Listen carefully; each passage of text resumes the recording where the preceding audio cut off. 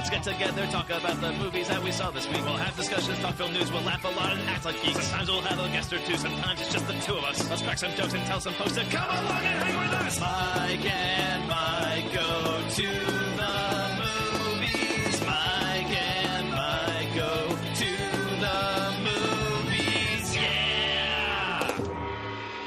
You have chosen wise. Hello and welcome to the podcast that's really going to make you wish they had just made a Godzilla vs. X-Men movie like we've been asking for all these years.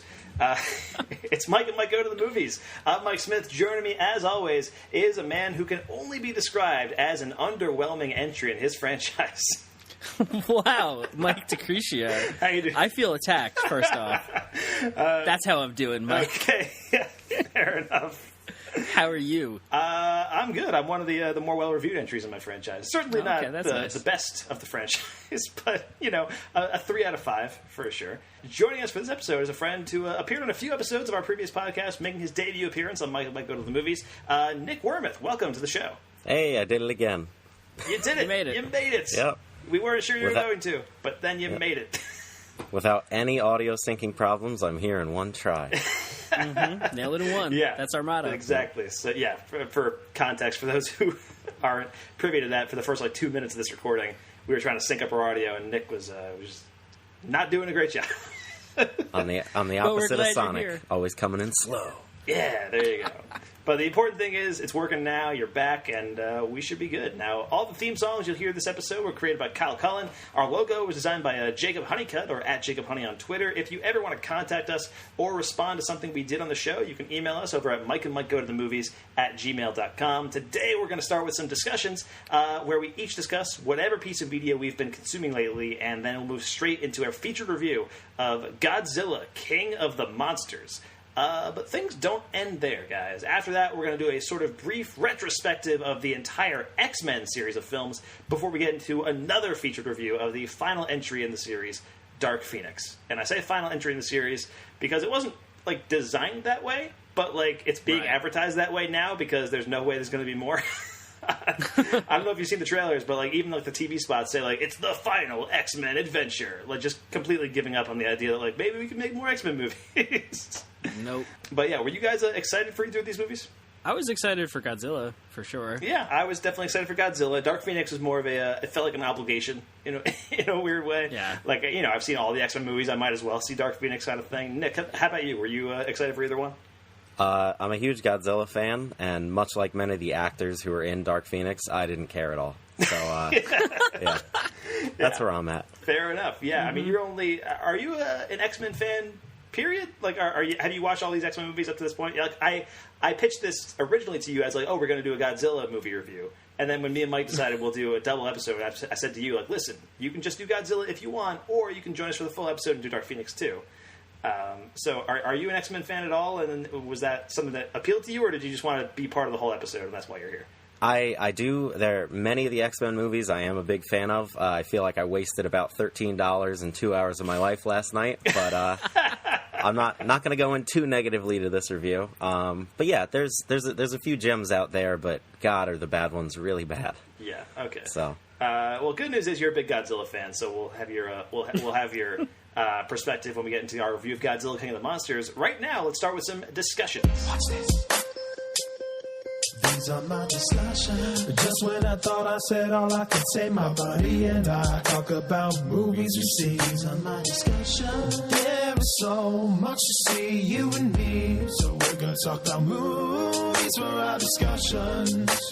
All right, it's time for some discussions here on Mike and Mike Go to the Movies, where we talk about just whatever we've been watching, playing, reading, whatever you want. So, Nick, you're the guest here, so you go first. What do you have to discuss with us today? Like most normal people, I did my annual 3-month watch of Tremors last week. It's the Redneck's Jaws with all the music done by Reba McEntire, and honestly, it's just perfect. Yeah. It's always perfect. It's there's just something with the puppets, the hokey acting, and the fact that they could somehow manage a B-movie plot in just such bizarre circumstances. It's art. Yeah, and that's all you can really say about Tremors to start. I assume you guys are fans too. Otherwise, you'd be pitching something else in here. But oh yeah, no, I love Tremors. Actually, it wasn't that long ago that I watched it for the first time. It was maybe a couple of years ago, maybe. But I'm a big fan of that movie, and I've never seen any of the sequels. I've heard they're a mixed bag, but there is some good stuff in there. I know there was supposed to be a sci-fi TV series that Kevin Bacon would have starred in again. Yes, and there is a pilot episode of that out there. Right, but I guess that just didn't make it. It's a mess. Oh, you've seen it? Oh yeah. I've seen all the Tremors movies. Really? Okay. I find it bizarre that you haven't, and it's actually kind of hurting me that you just recently watched Tremors. You didn't just wander into the library and watch it every day like I did. I say recently, like it was a few years ago. Okay. It wasn't like, it happened like yesterday, like, oh, Tremors, that's a cool thing. That's too late, Mike. I agree. I should have been watching Tremors, from birth onward, but... Yeah. You don't like the franchise that has one theatrical movie, 3 TV movies, and 2 Netflix movies? Do you even call yourself a film fan? Yeah.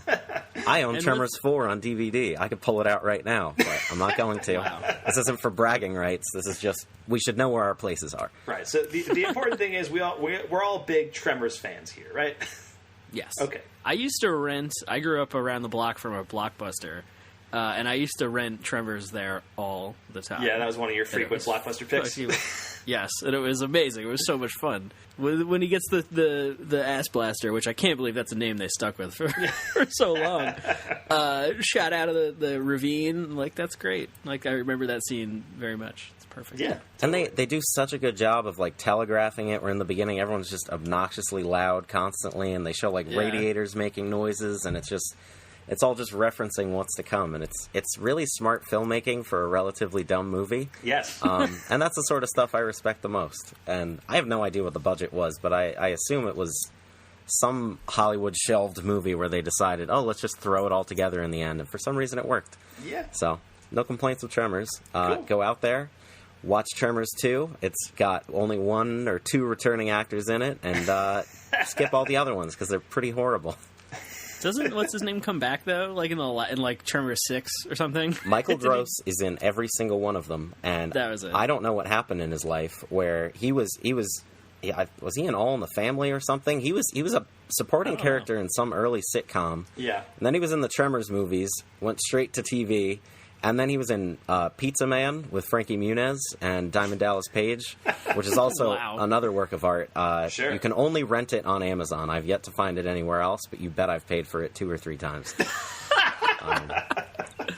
But that's a discussion for another day. Right. I don't want to get you too excited. Fair enough. Well, Pizza Man's not totally fresh in your memory, so because you haven't watched it recently, right? So I don't want to make you try to inaccurately describe scenes from Pizza Man. Like next time you're on, watch it beforehand, and we'll have a frank discussion about Pizza Man. Yeah, it's one of those event films. I have to be in the right mindset. Exactly. All right, so Tremors. PSA, it's great. Any other movies? The more you know. Any other movies you want to talk about, Nick, in your discussions? I've been a lifelong Spider-Man fan, specifically the Raimi movies. In 2002, I thought I was going to see Attack of the Clones when my family brought me to the Roosevelt Theater, and I was super pumped, and then we walked in, and they were like, we're seeing Spider-Man instead, which was originally a huge disappointment, and then looking back, I think I got the better end of the deal there. Oh, 100%, yeah. Why this is important whatsoever is because even though I own this movie on multiple different platforms, I sat and watched the entire thing on TBS the other day. Commercials and all for no real reason. And boy, does it work still. Oh, it's so great. Yeah, they get somehow that Dick Donner energy in the early 2000s, and it shouldn't work. Like when it's right after X-Men, where everything's just so dark and leathery. I guess we'll get to that later. But it's just there's no reason for that hokey, dumbass movie to still work, but it does every single time, and it's a work of art. And I think the MCU owes so much to it, whether they admit it or not, and that's the reason that anyone still cares about these things. Even though it couldn't really convince me to see Dark Phoenix without you guys asking me. So. Yeah. I mean that original Spider-Man movie, it's so good, and it's been a few years since I've watched that too, but it's one of my favorites.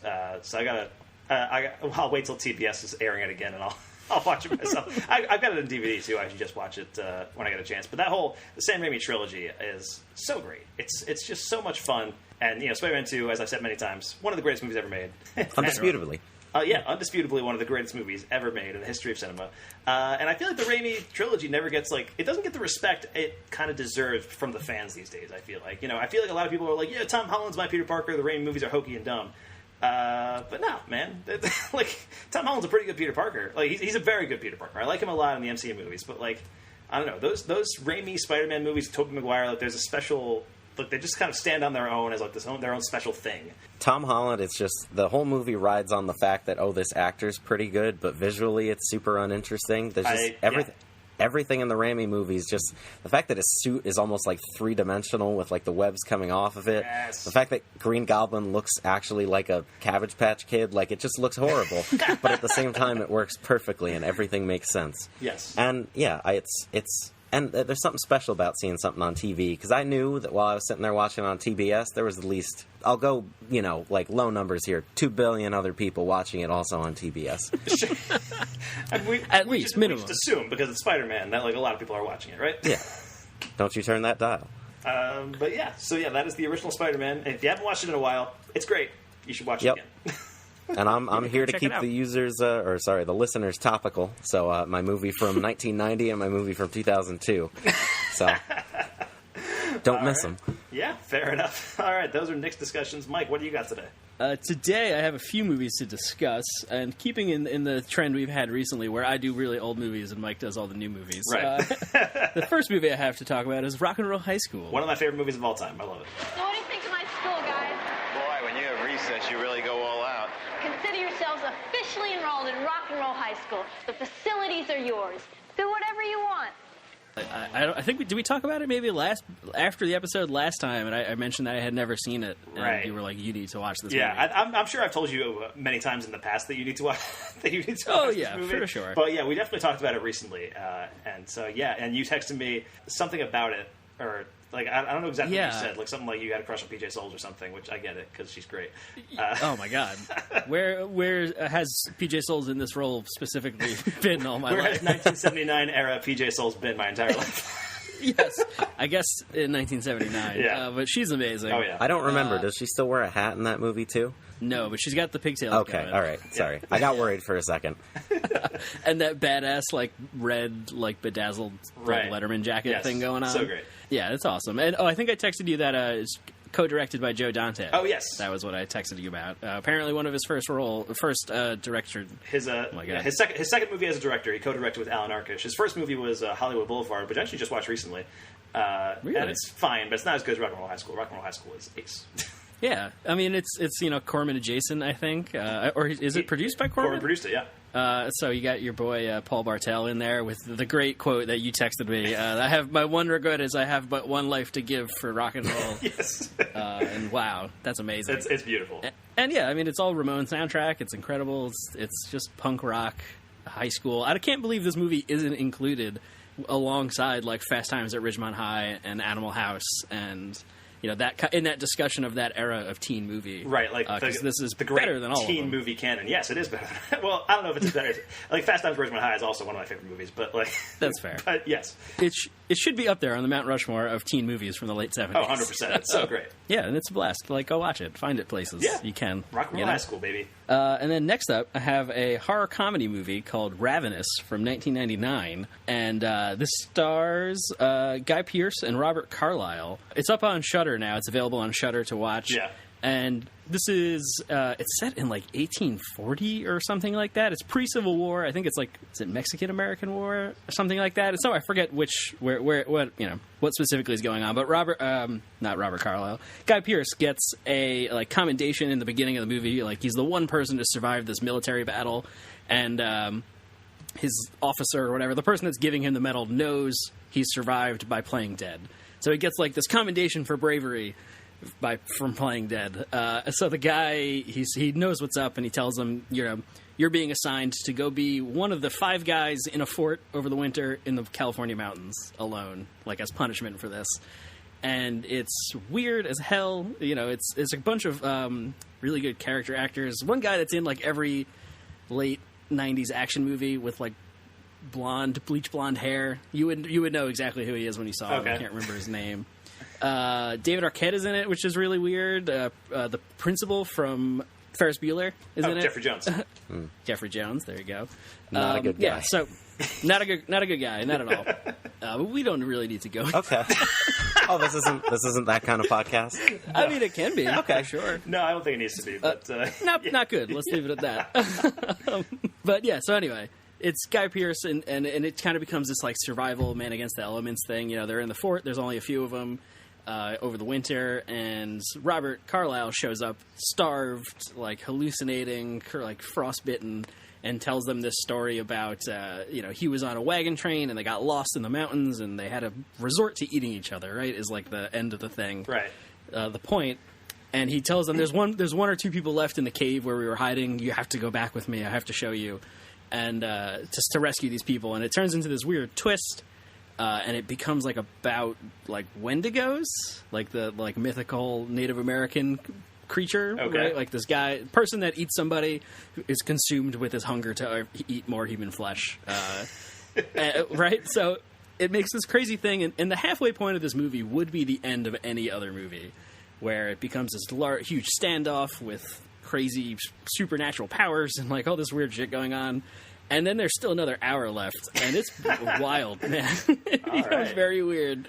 I don't know if it's good, per se, but it is certainly weird and interesting, and, like, has this very late 90s, like, action direction, but in this, like, atmospheric, slow horror movie. Where there'll be subtitles complete with, like, bullet ricochet noises as they pop up. Yeah. And stuff like guns cocking. It's like, is this a Guy Ritchie movie or this weird, horror movie? So, I mean, it's fun. It's like, 2 hours. It's up on Shudder. I'd say check it out, I guess. Cool. So the movie... If you're interested in that. Yeah, the movie is called Ravenous, by the way. Just throwing that out there. That it's just in case people forgot. It's Ravenous. Yes, it's on that's Shudder. called Ravenous. It's on Shudder. Cool. And you have one more discussion to talk about, Mike? Yes, I have a new Netflix joint I want to talk about, and that is called The Perfection. Here we go. Listen. Just keep going. I'm burning up. They're fucking inside of me. They're fucking crawling inside of me. What's happening? It's gonna be okay, Elizabeth. Oh, it's not. Oh, God, it's not. It's not gonna be okay, Charlotte. You need to leave me. I'm not gonna leave you, Lizzie. Charlotte, listen to me. Something is wrong. Something is wrong with me. Lizzie, I know. That's why we need to get you help. No, but I'm dying. Don't you understand? No, I don't understand but that. I am. I'm dying. I'm dying. Oh, God. It's inside of me. It's fucking inside of me. All right. You were telling me about this last week, I think, right before you watched it. Yeah, I had heard about it, I think, on Shockwaves, another horror movie-focused podcast. And they were talking about this reaction where people were, like, viewers were, like, throwing up, and there was, like, a push for Netflix to get, to put warnings before movies, because when you look at a Netflix original movie, they're not theatrically rated. It will just say, like, TVMA or whatever. Right, yeah, and Netflix doesn't go through the MPAA because they don't need to. They don't go into theaters, so they don't really have to do that. So there's no real way to see exactly what, like, is it contained in, if you go look at an R-rated movie and it will say rated R for, intense gore, strong language, whatever. It tells you what's going on in the movie.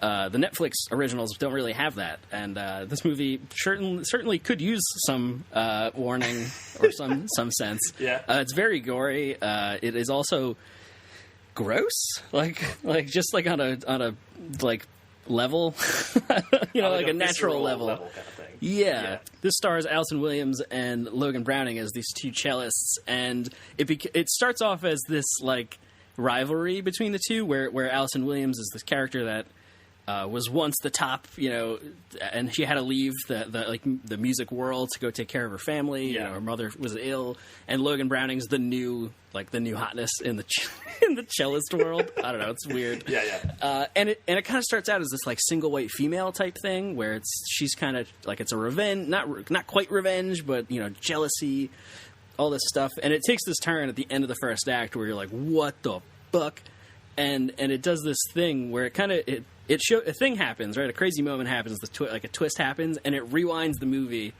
and shows you the moment it left out the first time, where it totally recontextualizes everything that happened. Guy Ritchie style. And that it can... What's that? Guy Ritchie style? Yeah, actually, yeah, you're right. So then it happens, right? And then the second act turns into this like Suspiria kind of thing. This movie, each act is like a basically different genre and different movie. Okay. Like so the first one's like single white female. The second one becomes like Suspiria, where they're people at this music academy are being trained in this kind of religious fanaticism where they're trying to achieve the perfection, quote unquote. And there's this weird abuse stuff, which this movie just handles awfully. It's just kind of glosses over it, makes it a plot point to further like the story rather than be about the characters' emotions and shit. So it doesn't handle that well at all. And then there's another twist, and it's not the same thing, but it does that again where it rewinds back to the other time and shows you the information it left out. So the second time it's really like unearned because you did it already, right? And then it just becomes aware of you're just starting the scene 5 minutes late. And you're just not giving us the piece of information we need for the story to make sense. Okay. Because the first time it's like, whoa, that's crazy. And then the second time it's like, I don't know. Sounds like Guy Ritchie. Yeah, exactly. And then the third act kind of becomes like Revenge, that movie that came out last year, I think it was, where it just straight up becomes like this gory, bloody, violent revenge story. So like it's bonkers, it's weird as hell, it swings for the fences, which we usually appreciate here for the most part.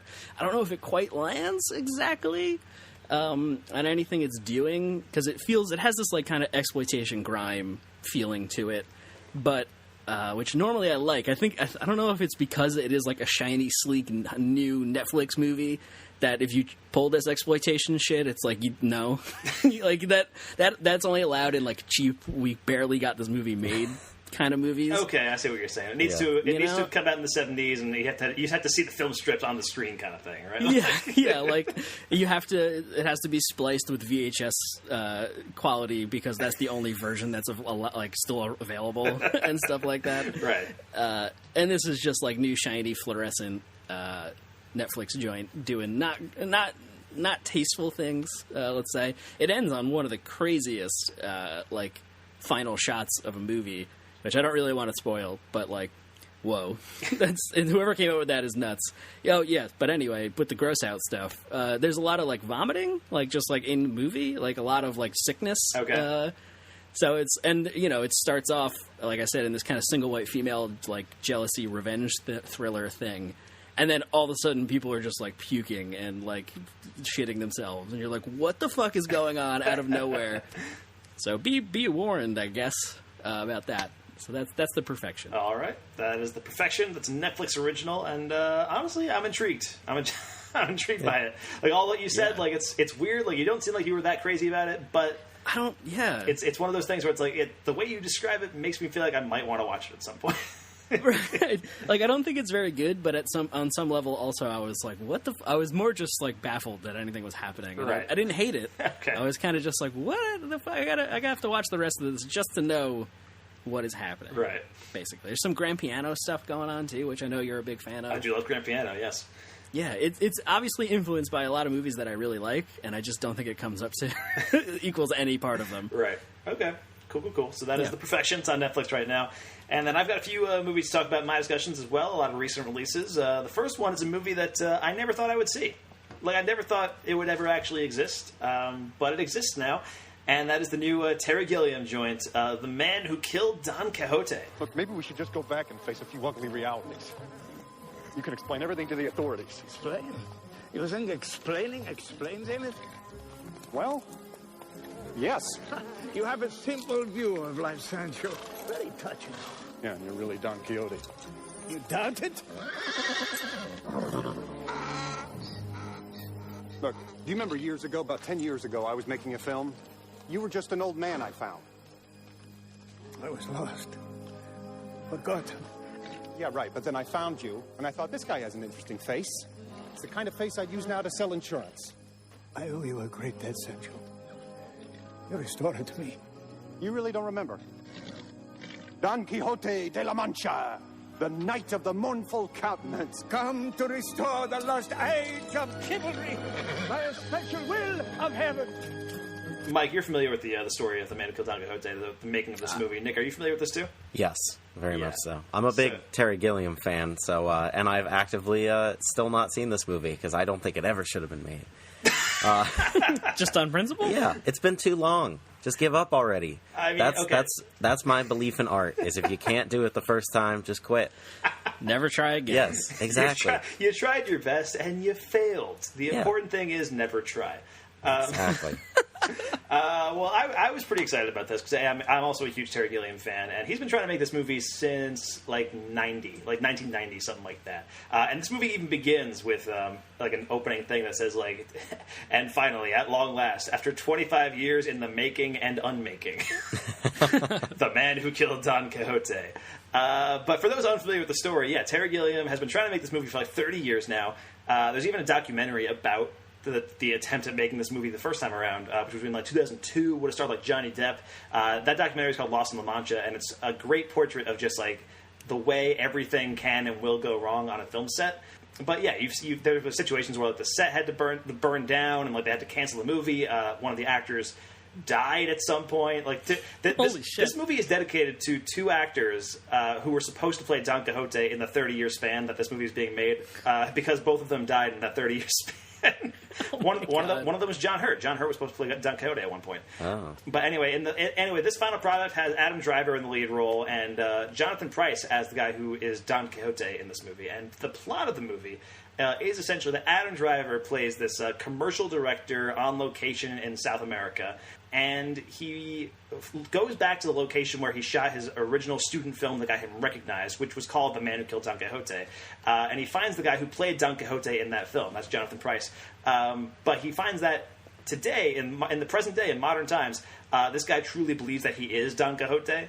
Like just in his mind. Amazing. And if you've seen Terry Gilliam films, you know that things get weird, and this movie gets really weird. And it's kind of a miracle that it exists at all. I don't think it's his best film by any means, but I think it's the best thing he's made in a while. I think his last few have been like relatively hit or miss, and this is like a really you could tell there was a lot of passion behind this one. I mean, he had been trying to make it for years and years and years. And it's a lot of fun. It's really good. It gets very emotional at times. It's very funny at times. Adam Driver does this whole bit where he's imitating Eddie Cantor from the 30s or whatever, and it's really weird and just like very goofy.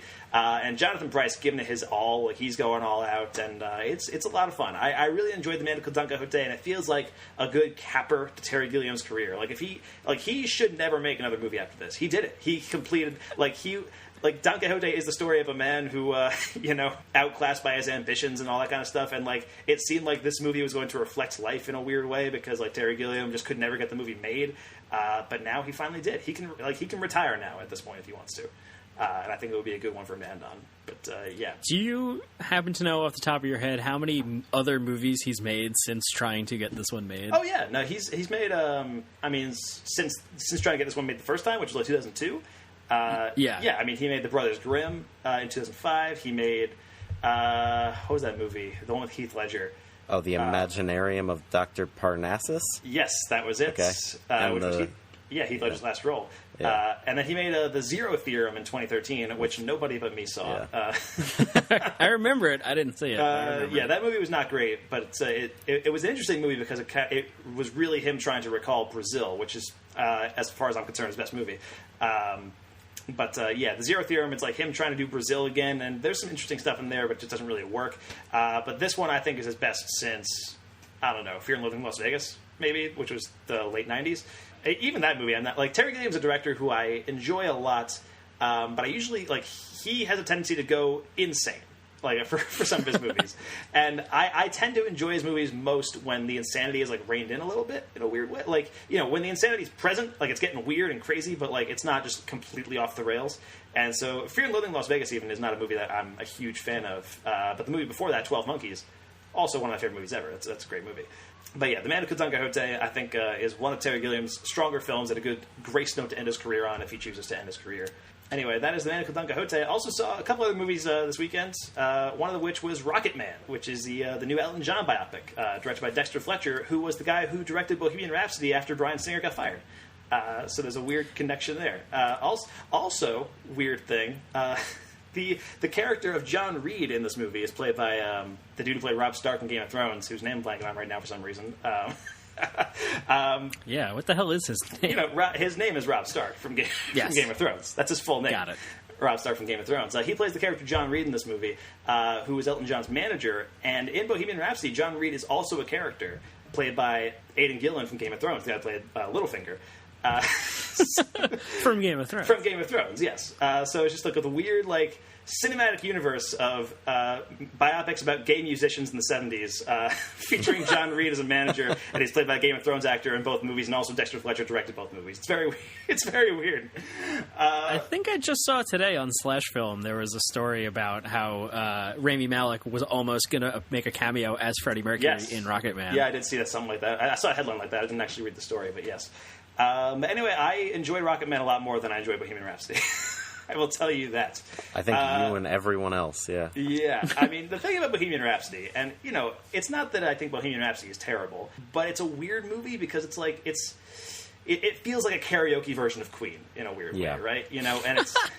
And, you know, and the weird thing about it is it's lip syncing to all the Queen songs, and it's kind of doing it in a way where it's like, it's going through Queen's career kind of, you know, step by step, but it's not really doing it the right way, you know, like it changes events and it changes like when songs came out, and like I think it's like even Matthew Vaughn, who produced this movie, was talking about it in an interview, said he really hated he really didn't like Bohemian Rhapsody, and he said the reason was because of the way they changed history, and the way, like, even at the end of that movie they kind of changed Freddie Mercury discovering he has AIDS to make it right before Live Aid happens. It's a plot convenience now.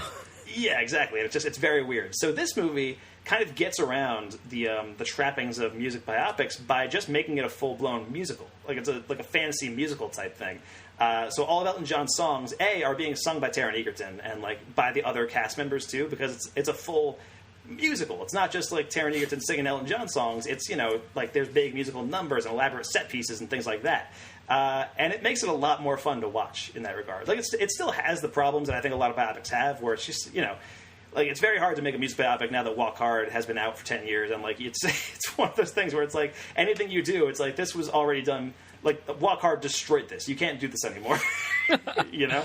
But it's just a lot of fun. Like watching Taron Egerton does a great job as Elton John, both in just the regular scenes and also just the way he performs the music.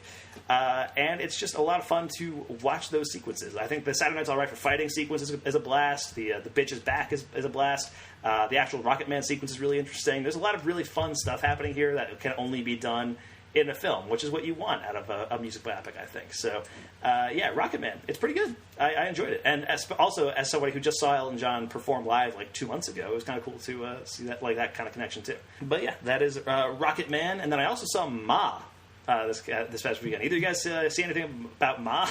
I saw a woman walk out 40 minutes into it when I saw Godzilla the second time and ask for a refund. So, wow. Is your reaction somewhat similar to that? No, I actually enjoyed Ma. I thought it was pretty good. It's a weird one. This is a new horror movie produced by Blumhouse that stars Octavia Spencer in the lead role. And Octavia Spencer is not somebody that you would expect to see in a horror movie. Like, just straight up. She's just not somebody who is typically in these kind of movies. But basically, the movie is Octavia Spencer is this woman who befriends this group of teens, and she lets these teens start partying at her house. And then, you know, her intentions become a little bit more murky, and you start to realize, oh, maybe she's actually insane, and she's going to terrorize these teens. And it's a pretty good time. It's a lot of fun. It's a pretty standard slasher. It's also directed by Tate Taylor, who was the director of The Help. So it's very strange. Full circle. Yep. Yeah, it's very strange to see him reteaming with Octavia Spencer for a horror movie, like a low-budget Blumhouse horror movie. Also, Allison Janney's in this movie.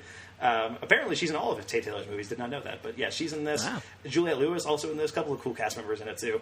But yeah, it's a pretty solid kind of slasher movie. Not even really a slasher movie, just like a psychological thriller. But there's, you know, some fun horror stuff, especially towards the end. There's actually one character. One thing happens to one character, and I won't say what it is due to spoilers, but like one thing happens to one character in this movie that's like one of my biggest fears, and and it's one of those things that like will haunt me for the rest of my life. So wow. There is Ma. It's pretty solid. It's not great by any means. There's better horror movies out there for sure, but if you're looking for just like cheap Blumhouse horror thrills, like Ma will get you covered. You know, it's pretty funny, and Octavia Spencer's really good in it too. But yeah, that's Ma. And then I also wanted to briefly mention a movie that I watched recently on Amazon Prime that came out last year called Never Going Back. When do y'all kids need to mow that lawn? Maybe you need to mow your lawn. The city's gonna come down on you. Wait, the city's gonna come on us? Well, look at this. If we want to go to the beach, we're going to the fucking beach. You're not hitting up our dog's party? We have to see Roderick sober. Ladies, be here in the morning. We don't have to get fucked up. We can just, like, hang for a minute and say hey. Is this seriously how you're coming to work? Y'all are high as fuck. Shit, she knows. Dude, how does she know? Which was directed by Augustine Frizzle, and this is a movie that I saw a trailer for like once in a while, like around the time it was coming out. It completely bombed at the box office, did not do well, but I think it was in like limited release. And did you guys see any of the trailers for this movie, Never Going Back? No. Is it a boxing movie? No. Or am I? Okay. Oh, Never Back Down. That's what you're thinking of, yes. Okay. No, this is a movie about two like 16-year-old girls. One of them's about to turn 17, so they're going to go like on this big trip to the beach. But they're like, they dropped out of high school years ago and they're living on their own. And so they need to make rent money. And then, a bunch of circumstances happen where like all their money gets lost and they have to figure out how to make rent money and also still make their vacation to the beach because they're non-refundable tickets. So is it like Spring Breakers or is it a bit more tame than that? It's much more tame than Spring Breakers, but it has like an attitude to it, which I appreciated. It's a dirty movie. It's not like a dirty movie, but it's a movie. Not with a capital D. Yeah, there's glass on the beach.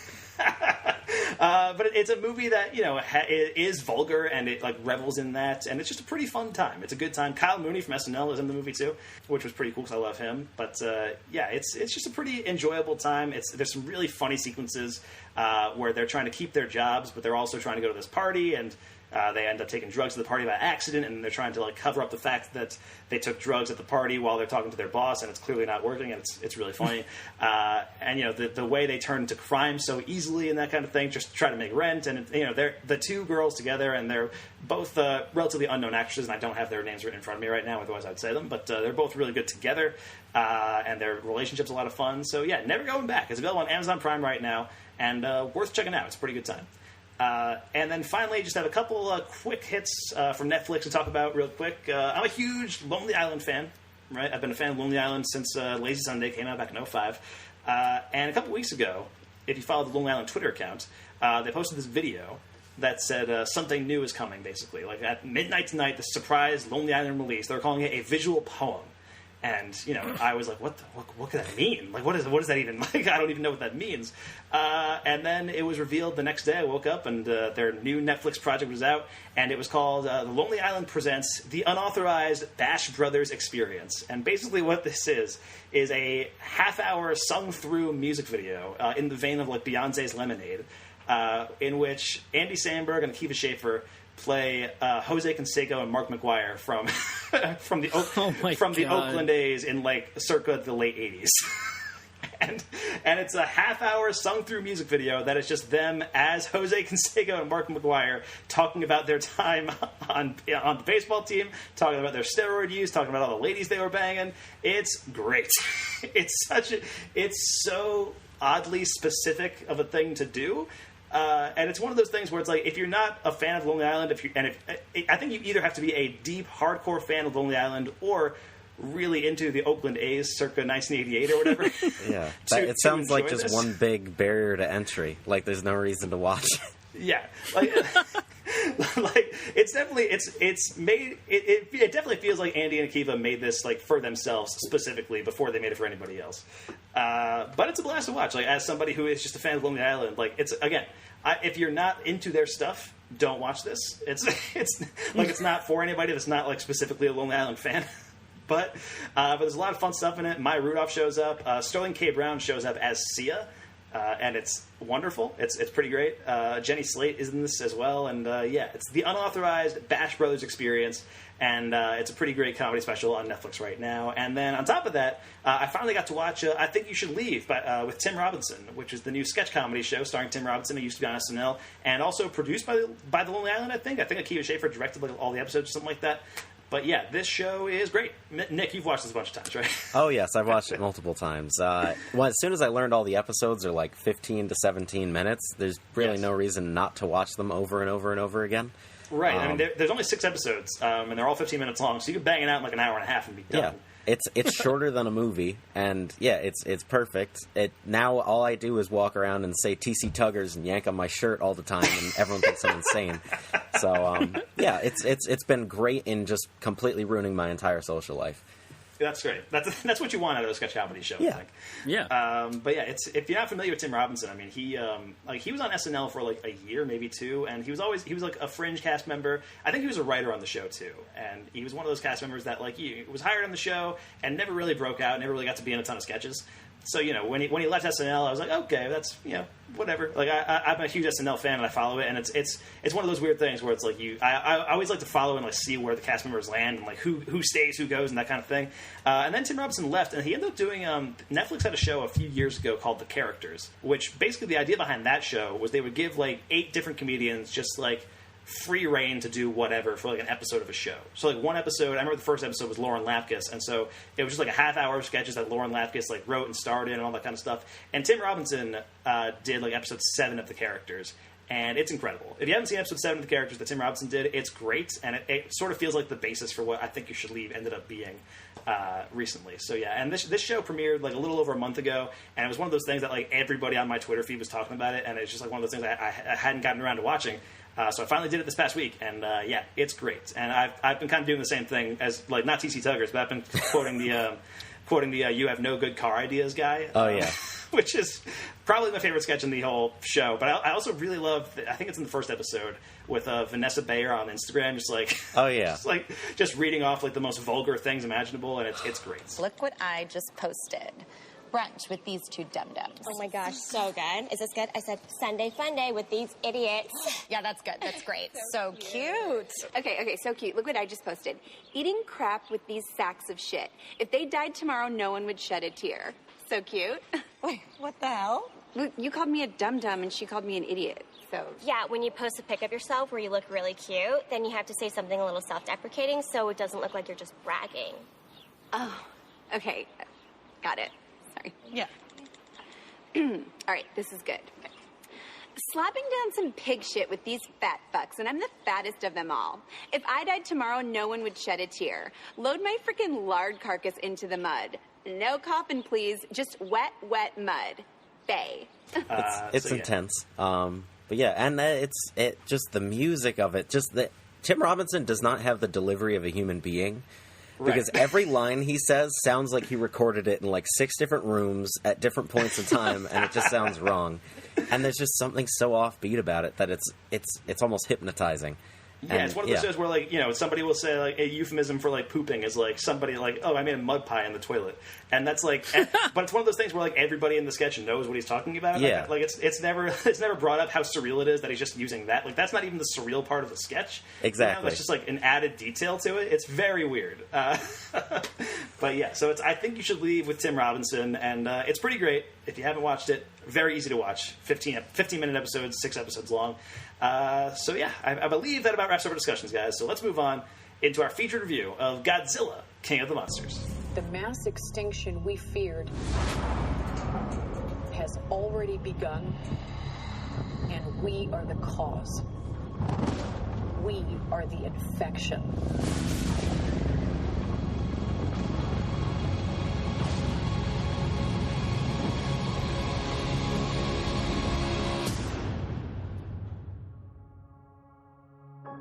But like all living organisms, the Earth unleashed a fever to fight this infection. Its original and rightful rulers, the Titans. For thousands of years, these creatures have remained in hiding around the world. And unless all the Titans are found, our planet will perish, and so will we. They are the only guarantee that life will carry on.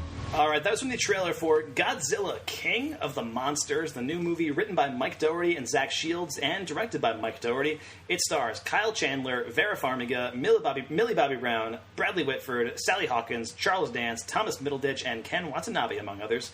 And the IMDb plot synopsis for Godzilla 2 reads, The cryptozoological agency Monarch faces off against a battery of god-sized monsters, including the mighty Godzilla, who collides with Mothra, Rodan, and his ultimate nemesis, the three-headed King Ghidorah. Now, guys, I'm a huge fan of the Gareth Edwards Godzilla from 2014. I like that movie a lot. It's a slow build, but it's an effective one. It's a movie that has more than a few similarities to Jurassic Park, and I think both that and Jurassic Park do a great job of capturing that sense of awe, seeing these gigantic creatures up close. It's a really interesting movie to watch, and I think a very unusual one for the current blockbuster landscape. And I was looking forward to Godzilla King of the Monsters. I knew the promise was a lot more monster action, and that's what the trailer kind of delivered, and I'm a huge fan of Mike Dougherty, the director, as well, because he directed one of my favorite Halloween movies, Trick or Treat, as well as Krampus, which is a better movie than people give credit for, too. Now, were you guys excited for Godzilla King of the Monsters? Nick, you're a huge Godzilla fan. Were you a fan of the 2014 version first? Yes, I absolutely adore that movie, and I think it's probably, well, without going into too much more, I think it's the best representation of how to make an Americanized version of Godzilla. Yeah. Because you have that sense of scale, but it's just, the characters are almost good, but they're just enough to give you an audience lens, and that's all that you need. And that's it's every single scene of that movie is like a painting, specifically like the halo jumping, and there's one point where the Mutos is just coming down like next to the Golden Gate Bridge and just dive bombs into an aircraft carrier, and it's gorgeous.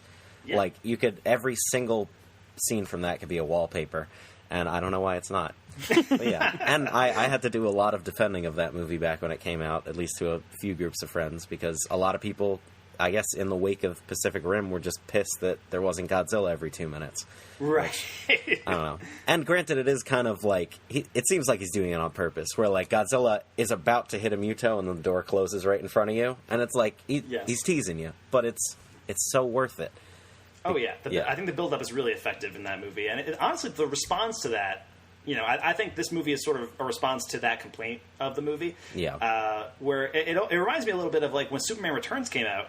Like one of the big complaints about it, the fans had was like, well, there wasn't enough Superman action and that kind of thing. And then Man of Steel comes out, and it was like, all right, that's too much. Let's dial it back.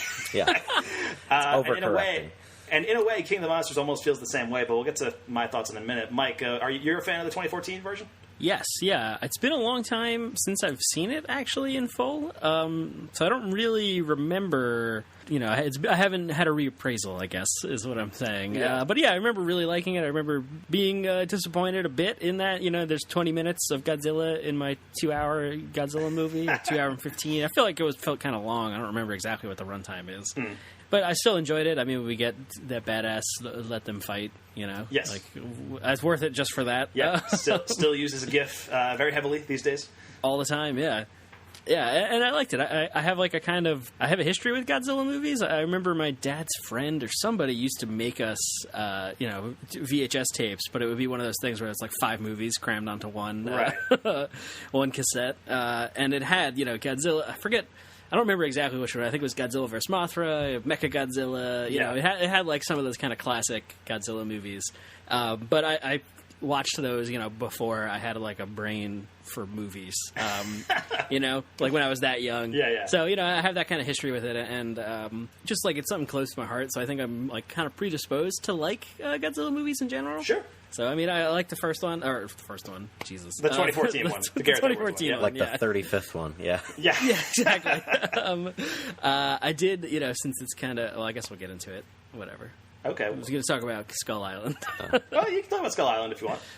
So, yeah. I mean, they're all part of the same universe now, right? So. Also, they talked a lot about Skull Island in this movie. Oh, boy, did they. Dude, take a shot every time they mention Skull Island in this movie. You won't make it. You won't make it through. No. But yeah, if you want to mention Kong Skull Island, Mike, go ahead. What were your thoughts on that movie?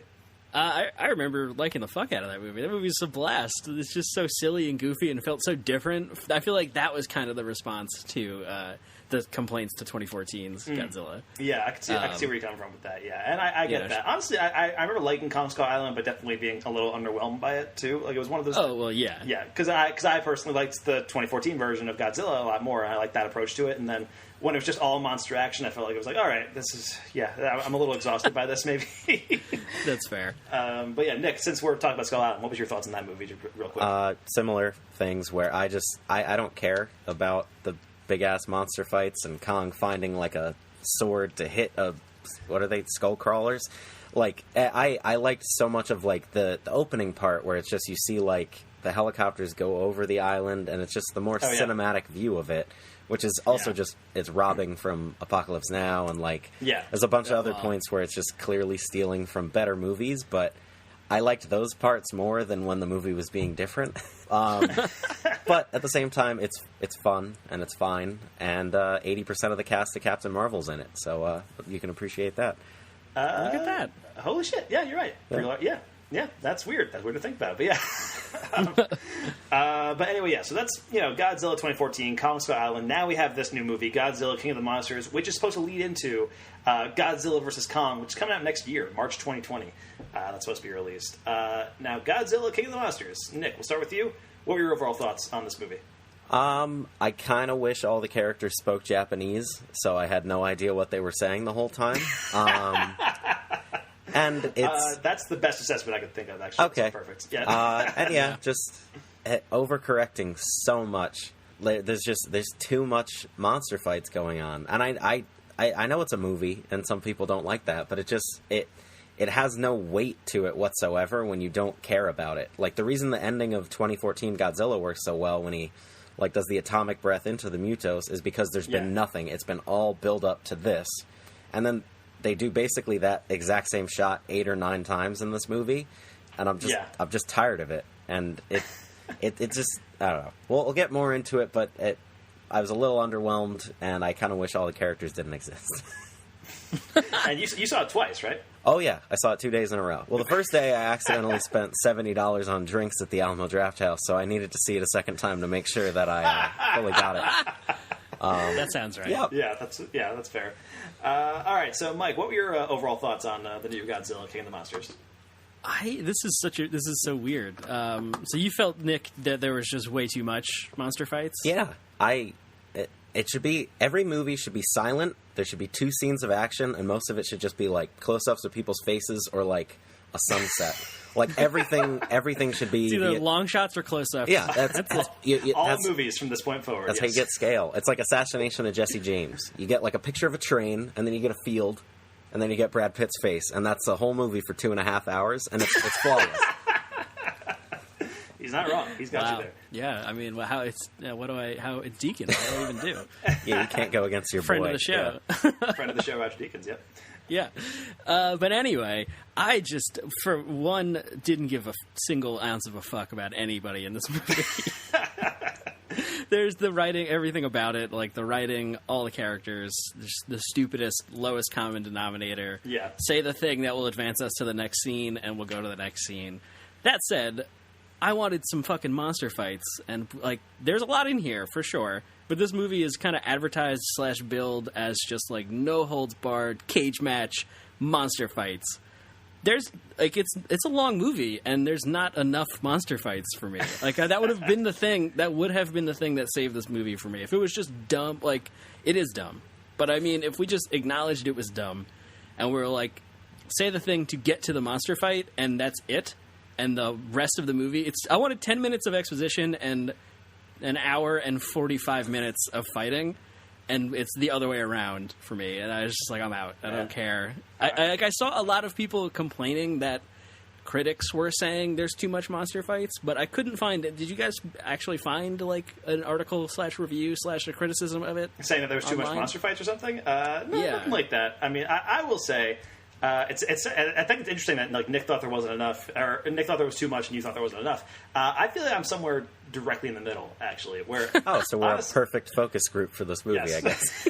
Yeah, perfect. Because here's the thing: I think the movie is structured like if you look at the history of Godzilla movies, most of them don't have a ton of Godzilla in it. No, that's just a thing with Godzilla movies. Like you'll get like an hour and a half of Japanese people doing their thing in Japan, like trying to figure out like what do we do with this Godzilla problem, and like you might see like a little bit of Godzilla like midway through the movie. But then the actual final fight is like the really like when you actually see Godzilla for the most part. I'm fine with that structure, and that's the way that the 2014 movie is structured. This movie I think has a similar structure, but the problem is whenever it's doing a monster fight, which is what we kind of come there to see, it's always cutting away to the humans during the fight. And that's my problem with the movie. I think there's like the exact right amount of monster fighting where it's like there's enough exciting stuff, and I think the monsters look amazing. I think the movie itself looks awesome. I think the sound is great. The sound design is great. Everything about like the actual like production value of the movie, it's great. But every time you're in a monster fight, it's cutting back to like what the boring humans are doing, and like, no, I don't care about them. I want to see Godzilla rip Rodan's head off or something. Like, I want to see that. Honestly, like I mentioned before, the original Godzilla is kind of evoking Jurassic Park. This one is The Lost World. It's kind of just ripping that movie where, you know, it's they're like in the same way, whereas like The Lost World and this movie I think are very well directed movies. They look awesome, they sound awesome, but they're like decidedly not awesome, at least in my eyes. Mike, I know you're a Lost World fan. You step off. It's my Spider-Man 3. It's fair. But I think this movie, it's weird because it feels more complicated than the original movie, than the 2014 movie. But at the same time, just also feels dumber. Like it's the new human characters are on paper more compelling than Aaron Taylor Johnson, right? I think if I have a complaint about the 2014 movie is that Aaron Taylor Johnson's kind of a bland leading man. But what they're given to do just doesn't make sense, and when it does, it's not as compelling as what Aaron Taylor Johnson was doing in that movie. Like even the human stuff in that movie, there's a lot of really cool set pieces. Like Nick mentioned the skydiving thing, and there's the whole thing on the train with Aaron Taylor Johnson, the kid in that movie, and like there's a lot of really well directed set pieces with the humans, and everything with the humans in this movie. Whenever they're doing things, just like none of it matters. None of it makes sense. It just leaves you with a sense of a movie spinning its wheels while it waits for the monster action, and then when it gets to the monster action, it cuts away to show you what the humans are doing. Yes. Okay, that might be a much more well-articulated version of what I was trying to say. So I think I think you might be diagnosing what made me feel that there's not enough monster fights, because there are, like, I don't know what the runtime breakdown is, but there is like a pretty significant portion of the movie that is monsters fighting. But it's like you said, it's anytime we're doing it, we're also going back to this other thing that nobody gives a single fuck about, right. I think, in my opinion, with whatever MacGuffin we're chasing for the whole movie. Yeah. And again, I think the monster action is awesome when it's there. I think there's like a lot of really cool stuff in those sequences. But yeah, it has this tendency to just cut away. And it's like, no, go back to what you were doing well. But that said, like, despite all that, I think there are moments that are like amazing in this movie. Like these transcendent moments of beauty that make it like impossible to just write off the movie, like a Jurassic World sequel or something. You know what I mean? Like it's like there's moments in this movie, and we'll talk about it in spoilers, where I'm just like, yeah, that's an incredible sequence. That's an incredible shot. It's awesome, but it's just couched in like this really dumb movie. I almost wonder if like, because like you said, the movie looks incredible. The monster designs and everything about them is really cool. And I just wonder if some of the decisions they make are to like make the budget less. Like, why is it always a vision obscuring weather event whenever there's a monster fight? Like, I don't understand that. CG looks better in the rain, and it'll probably age better as a result of that. But at the same time, not everything has to be the same shade of blue and black. To the point where, like, the best parts are when you see, like, the lightning go into Ghidorah, because it's like, oh, I can finally see what's happening, and then that goes away in a half a second. So, yeah, it's hard to really justify that stuff, but it almost feels like it's a 3-hour movie that someone said, oh, you need to cut it down, but instead of getting rid of the monster fights, they're like, we need to leave space for this human conflict. So they instead just cut away from all the monster fights. And, yeah, it gives you no time to digest what's happening in front of you, because the second you're about to see it, just look at Eleven's face while she talks to the Red Sox or whatever. I don't know. Yeah, I mean, I get that. I honestly, I really like the way this movie looks. Like, I think the way it uses light and shadow is really interesting. I love the way it sounds, and the mix is awesome. And like, I think the reimagining of the monsters is cool, especially Ghidorah. I think Ghidorah is like a massive achievement in this movie. Like, he looks so cool in this movie. And I really love the score for this movie, composed by Bear McCreary, which is doing its own thing, but it's also reimagining a lot of the classic themes. Like the 1954 Godzilla theme is present in this movie, and it's like just this really big, bombastic version of it, and it's really cool. Plus, when it cuts to credits, it plays a cover of Godzilla by Blue Oyster Cult, featuring the guy from System of a Down on lead vocals, and it's fucking awesome. It's so good. Yeah, that was incredible. But yeah, otherwise, like, you know, I feel like I appreciate a lot of this movie on a technical level, and I think it's a very well-made movie. It's just one of those things where, like, anytime it's dealing with the human characters, it falls completely flat for me. And unfortunately, that's a good portion of the movie. I tweeted out after I saw it that I want David Leitch to direct the next one, or David Leitch to direct the next one. Yeah, the co-director of John Wick, who did Deadpool 2 also, right? Yeah, the monster fights need to be John Wicked. Like, I need to be able to see what the fuck is going on between these monster fights, because it's so, like Nick alluded to, the light, like, they're all kind of the same shade of blue, and like there's so much cutting back and forth, and we're cutting to the humans and we're cutting back to the monsters, and like they're just rolling around. I think I don't really know what's going on, and I just want to like give me a medium shot of Godzilla and Ghidorah just having like a fist fight. Give me it. That's what I want. Right. Counterpoint. I want Godzilla versus John Wick. Yo, that's a tough call. I don't know. Who would win? I'm not really into that whole fan film thing, so I'll set this one out for a few minutes. If you want to just get it out of your system. No, we're good. We're good. Okay. Yeah, I just want Godzilla Gunfu is what I'm really saying. Right. I mean, that makes sense for sure. Well, maybe we'll get Mecha Godzilla or something, and he'll have big cannon arms. So yeah, you never know. You never know. But yeah, and this movie does a lot to try to build up a cinematic universe, like we kind of alluded to before. They mentioned Skull Island a lot in this movie. And when they're not mentioning it, there's like papers on the screen that be like, and this is where Skull Island is, and like that kind of thing. But it also, what kind of frustrated me about this movie, it introduces the idea that there's like 18 different monsters kind of roaming around the world right now, and then at the end of the movie, it's like, oh man, all these monsters are loose. What are we gonna do? And then like you only see like 3 of them. And like, you know, it's weird for a movie to build up the idea that there's all these different monsters roaming around the world, and then like 3 of them are there, and they're cool, and like I get why, like, you know, it would be like the fight is already chaotic enough as it is in Boston. Like it would be tough to render like 18 different monsters, but then like why introduce the idea that there's all these different monsters roaming around if you're not going to really do anything with that for this movie, unless it's for a future movie, which is obviously what it's there for. You know, I don't know. The Earth's big. They all walked there. Cut them a little slack. Some of them can fly, man. I don't know. Some of them can fly. there might be like a gargantuan like by Florida, and he's just trying to truck his way up to Massachusetts, but he just can't do it. He gets there after Godzilla leaves, and like, oh fuck, did I miss it?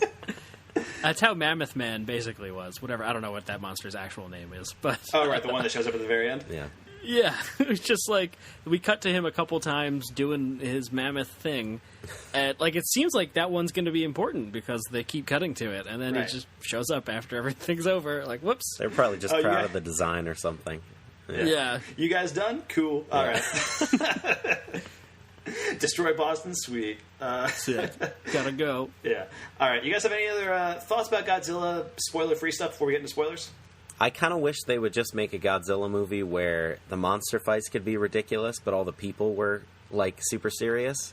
Because that's, if you look back to, like, the 50s and 60s, it's always, like, people at desks trying to figure out how are we going to destroy them, and then, like, Godzilla's, like, dancing in the middle of the field somewhere. And it looks horrific. But I want, like, the point of view shots that we got from 2014 Godzilla. So, like, you see, like, a crowd of people, like, looking horrified as little baby Godzukis, like, stomping his feet on the ground. Right. And Mothra's just shooting shit all over. And it's just, is that so much to ask? I get the feeling I'm not the only audience member for that. Or maybe your guys' silence means that I'm just ranting. No, I totally get that. Honestly, like, as far as Godzilla movies go, and I enjoy the 2014 movie a lot, my favorite Godzilla movie from the last, like, 2 decades is Shin Godzilla from 2016. Which was the first Japanese Godzilla movie in like over a decade, I think. Yeah. But that movie is a really interesting one because it really plays like a satire of Japanese bureaucracy. It's like a weird version of like Veep that just happens to have Godzilla in it, and it's really clever and really funny, and also like the monster action where it's really just the humans versus Godzilla in that one. But it does a great job with that kind of stuff. And so yeah, the Shin Godzilla. If you haven't seen it, and Nick, I'm assuming you have. Yes. Mike, have you seen Shin Godzilla? No, I've been hearing a lot about it recently, so I definitely want to check it out. Yeah. If you haven't seen it, if you're in the audience right now and you haven't seen Shin Godzilla and you're a Godzilla fan, I think it's the best Godzilla movie that we've gotten in a very long time.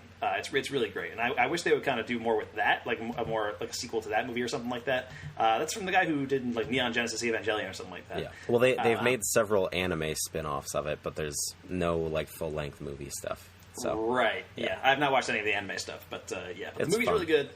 And if you felt disappointed after King of the Monsters, I think Shin Godzilla is the perfect palate cleanser for that kind of thing. But yeah, let's move on to spoilers right now, guys, for Godzilla, King of the Monsters. Stop it, both of you!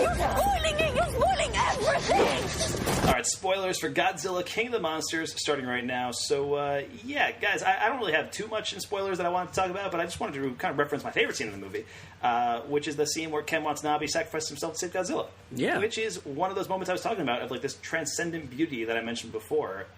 And, you know, if we had to spend a ton of time with the human characters, I would have liked more stuff like this. I mean, Ken Watanabe, also in the first movie, one of the few characters from the first movie to have carried over into this one. That's him, Sally Hawkins, who dies like halfway through, and then I think David Strathairn was also in the first movie. Yeah, he was like the army general or whatever, and he has one line in this, same as the first one. So he pops up for like a minute, and then also actually apparently one of the army guys is supposed to be an adult version, like a much older version of one of the characters from Kong Skull Island, but I don't know which one that is. And also, I don't remember any of the characters from Kong Skull Island, so there's... I really thought Charles Dance was going to end up being Tom Hiddleston's character like 35 years later or something. Whoa! And I feel like it's such a wasted bit of potential just to not do that, but I don't know.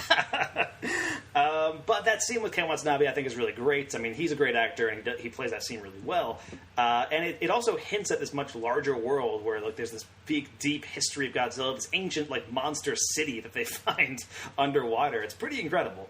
And then, yeah, that whole sequence, I really like that. So that's as far as this movie goes. Like, it's worth it just for that sequence for me. And again, I do like a lot of the other stuff, and like just the design of Ghidorah. I was kind of in awe of that and that kind of thing. But like, I didn't feel like I was cheated in this movie anyway because I saw that scene and I was like, yeah, that was good. Yeah. Yeah, I mean that one scene Nick referenced earlier where Ghidorah like shoots the lightning into the sky or whatever, and right. it's like it's a painting. Is that the one with the cross in front of him too? Is that? Yes. Maybe. I remember Mike Dougherty, the director of the movie, tweeted that image a few months ago when it was in the trailer, and he captioned it, "Where is your Godzilla now?" And I loved that. That's amazing.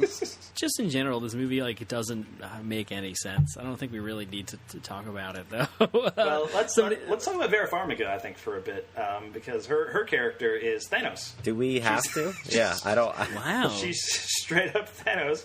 Yeah. Her evil plan is to unleash the monsters upon the Earth to wipe out a good chunk of humanity so that the Earth will thrive. And I think it's interesting to shift Godzilla from a nuclear weapons allegory into a climate change allegory. Yeah, for sure. But like Farmiga's plan is so obviously insane, like from the outset, that it's really tough to take seriously. Which is interesting. Like, it's weird that, like, you know, again, I just mentioned that she is Thanos in this movie. Like 100%, she's just Thanos. And it's weird that I take Thanos' plan at face value in the MCU. You know, I mean, I realize that Thanos is insane, but like he's introduced as the Mad Titan in a weird, like, in some way, right? So maybe I'm like. Maybe I'm like conditioned to like it a little bit more just there because he's an alien. So like obviously he has different ways of thinking than we do, right? Yeah. But Vera Farmiga is just like, you know, a normal human who just wants to wipe out half of humanity, don't we all? Right? It's well, I think Thanos' plan, right? It's like it's the snap, right? People just kind of vanish, and Vera the plan in this is just like we're just gonna destroy everything, and hopefully people maybe survive. Yeah. It's like, I don't, like, what? And Thanos' whole home planet got wiped out, and he's like, I want to prevent this for everywhere else. And Vera Farmiga's like, I lost the sun. Everyone else must die. Which is like, and the best part of that is that she can't even, like, there's no grand master speech. It's like, oh, we have her on Skype. Should we listen in? And then she just explains everything.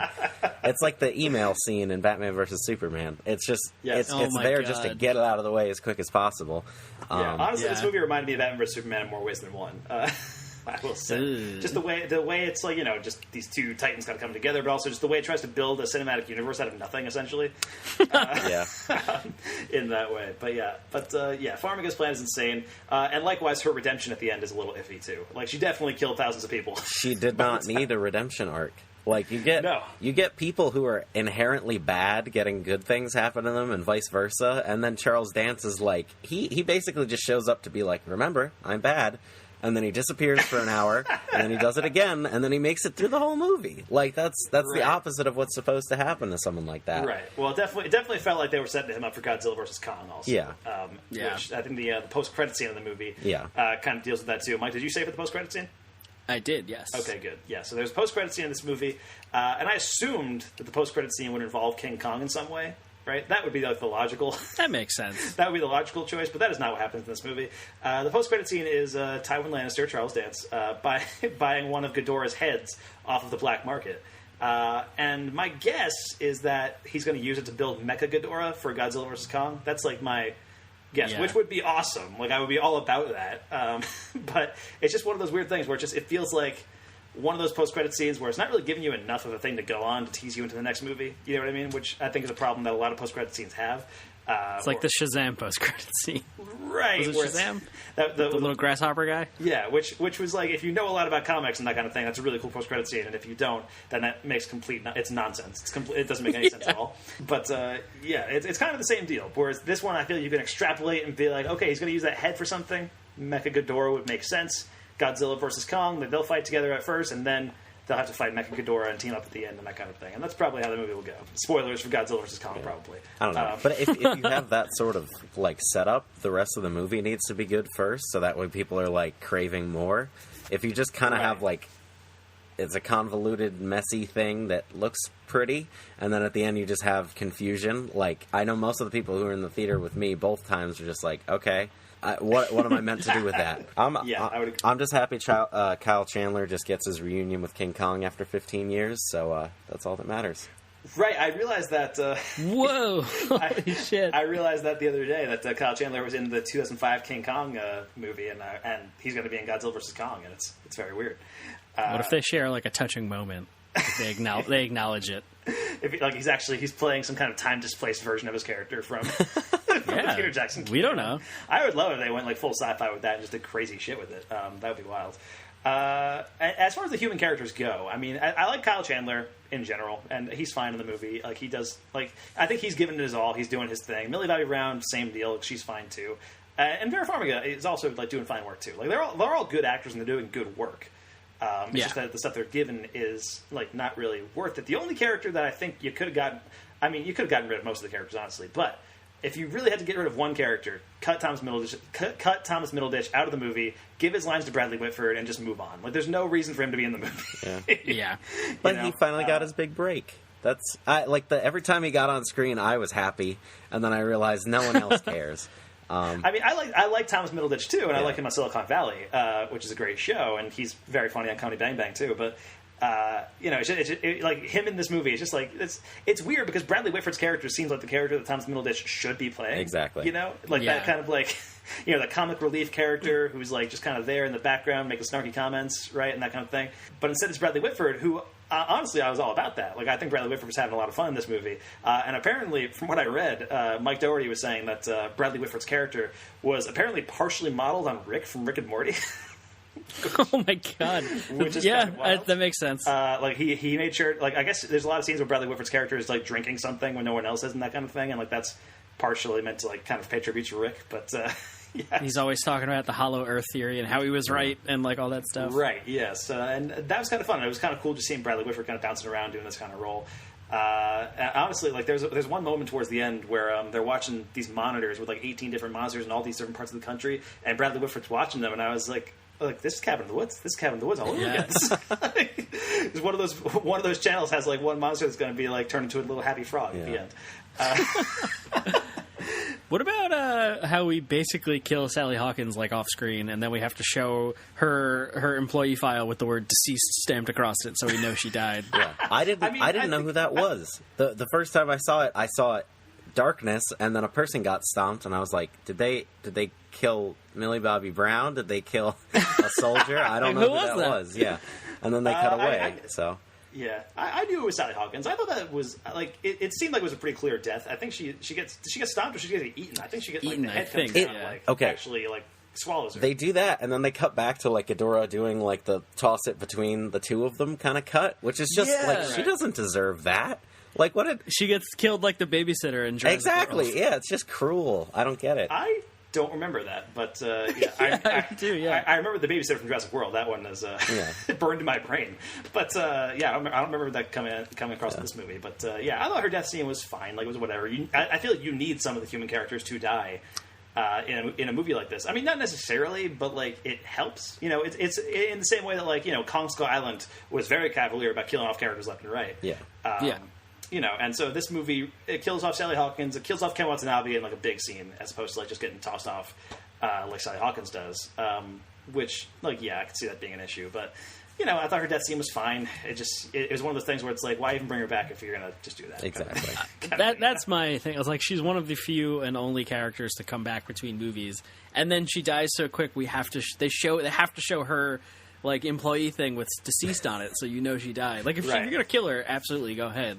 But, like, make sure we know that she's dead without having to tell us deceased. I mean, I think the reason they kill her off is because she's a character from the first movie, so she's somebody we theoretically have a little bit more attachment to than the current characters. But even then, like, the characters from the first movie, outside of Bryan Cranston, like, they were serviceable at best. It's one of those things. Bryan Cranston's great in that movie. Bryan Cranston's good. He's given a great performance in that movie. And I had to look up after the movie ended, like, if Sally Hawkins was in the first one, because I haven't seen it in years. Like, it's one of those things where it's like, okay, it seems like she's in the first one, like based on how she's treated in this movie, where it's like she's always with Ken Watanabe and that kind of thing. But like, I had to double check, so I think they kill her off to give a little bit more dramatic weight to it, and it doesn't necessarily totally work.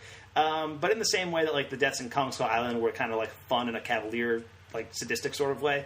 I think this movie might have been trying to go for that, but if that's the case, it should have gone harder with that. It should have killed off some of the other characters too, in a certain way. But that is that. But Final Battle is cool. Final Battle is cool. Godzilla and Mothra versus Ghidorah and Rodan. Mothra dies. It's upsetting. That sequence was incredible. Like, when Mothra like comes back. Right. Shows up at the aircraft carrier or wherever they were. It was very Captain Marvel in Endgame, just like swooping down and being like, it's Mothra! Yes! It's good times. That whole Final Battle, it's some very fun monster action. And again, this movie does the monster action, I think, really well. And I think there's the perfect amount of it. It's just that it keeps cutting away from it to show you what the humans are doing. And it's not, that's not who we came here for, Exactly. And then the movie ends with a bunch of monsters showing up and bowing to Godzilla, too. So, there you go. Godzilla's king of the monsters now. That's the thing. He did it. Oh, is that what it is? They did the title. That's the thing. They did the title of the movie, so there's that. Any other final thoughts about Godzilla, King of the Monsters, guys, before we move on? There was one part in, I can't remember the name of I think it was off of Venezuela, where Rodan came from. Which is single. I love that movie just because of I love that scene just because of the spectacle of it, and just like the force of his wings blowing off rooftops is great. But there's one point. So like most of the humans are normal people. There's a guy who just runs through the crowd and just goes out of my way and pushes two kids on the ground. They never reference that. They never do anything else around it. There's really no other crowd shots, but that's the one indication that you got that someone was in a hurry to get out of there, and I think that's perfect filmmaking. So I think I'd be remiss not to bring that up. So there you go. There's my last input about Godzilla King of the Monsters. It's like that scene in Jurassic World when Jimmy Buffett grabs the margaritas. You save what's important. It should have been Jimmy Buffett in that scene. That would have been amazing. The Jimmy Buffett running from dinosaurs cinematic universe. Now that's something I could get behind. Yes, 100%. Now, as this whole... it seems like we were all a little bit underwhelmed by Godzilla King of the Monsters. Are you guys still excited for Godzilla vs. Kong? Maybe. I don't know. Not really, but like I'm sure I'm going to see it. Yeah, I'm sure we'll review it, Yeah. But, I mean, it has the potential to be fun. I feel like Godzilla or King Kong could add some more goofiness. I don't know. He's a monkey. That's the most dismissive view of a movie I've ever heard in my entire life. Put that on the poster. Yeah. King Kong. I don't know. He's a monkey. Tell me I'm wrong, though. I mean, you're not wrong. You're not wrong. Nick, are you still excited for Godzilla vs. Kong? I mean, I'm excited about it concept only, really, at this point, because conceptually, the movie gave me nothing to like lead into it with, other than the fact that they say Skull Island a bunch. So, like, if it had properly set something up or made it seem like, oh, this is what needs to happen, then it feels like a lead-in, whereas this movie just kind of ends, oh, he won, and there's still our favorite monkey off on an island somewhere. Right. So you do see King Kong's back at one point on one of the monitors, too. yeah, and is that enough? I don't know. No, it's not. If it's meant to be a sequel, then I feel like you need to do something. But at the same time, I'm happy they didn't just plaster Kong's face in there every minute and a half. Right. I mean, they do. Yeah. Well, I was going to say it's like that Simpsons line where it's like anytime King Kong's not on screen, everybody should be asking, "Where's King Kong?" Yeah. That's kind of what this movie is. What if there was a scene that was just King Kong at a wall of monitors watching all the other monsters? Like he's secretly a genius. He's got his in own a lab coat. He's got his own lab on Skull Island. Where he's just, Yeah. It's an idea. Where he's like, "My people need me," and he takes his glasses off, and then we're cut to credits. Now that's a post-credit scene. I like that. Yes. I like that a lot. Yeah, I mean, I think Godzilla vs. Kong could be good. I mean, it's directed by Adam Wingard, who I'm a big fan of.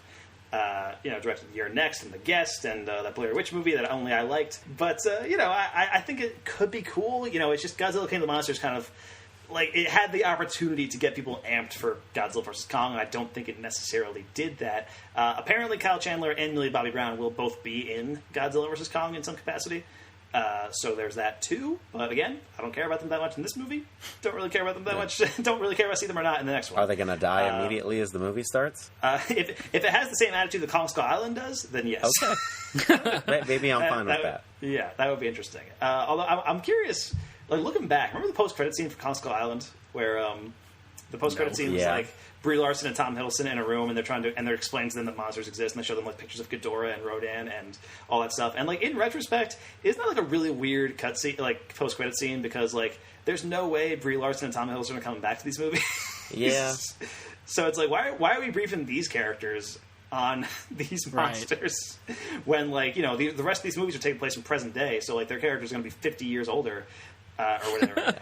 So they're either going to be played by Brie Larson and Tom Hiddleston in old age makeup, or they're not, or they're played by different actors. And it's like, what was the point of that? Like in retrospect. Well, that's right before it cuts to the credits in Kong Skull Island. You see them escaping on the helicopter, and then Kong looks mad again. And I was like, oh, he's going to kill them all before they can leave the island. That's why no one's heard about it.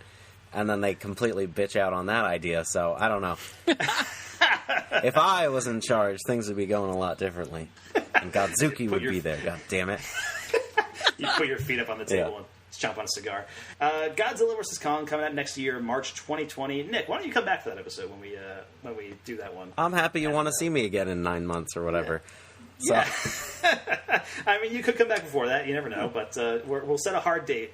If Godzilla vs. Kong, you'll definitely come back for Okay, it. I'm writing it down. All right, cool. So it's official. All right, cool beans. So yeah, Godzilla King of the Monsters. It has its moments. It does some good stuff, but overall, a little bit underwhelming. It seems like we're all in agreement on that. And now, let's move on, guys, because we're not even remotely done with this episode. We got a whole other half of things to get through. Oh God! So I mean, can't wait! Super pumped.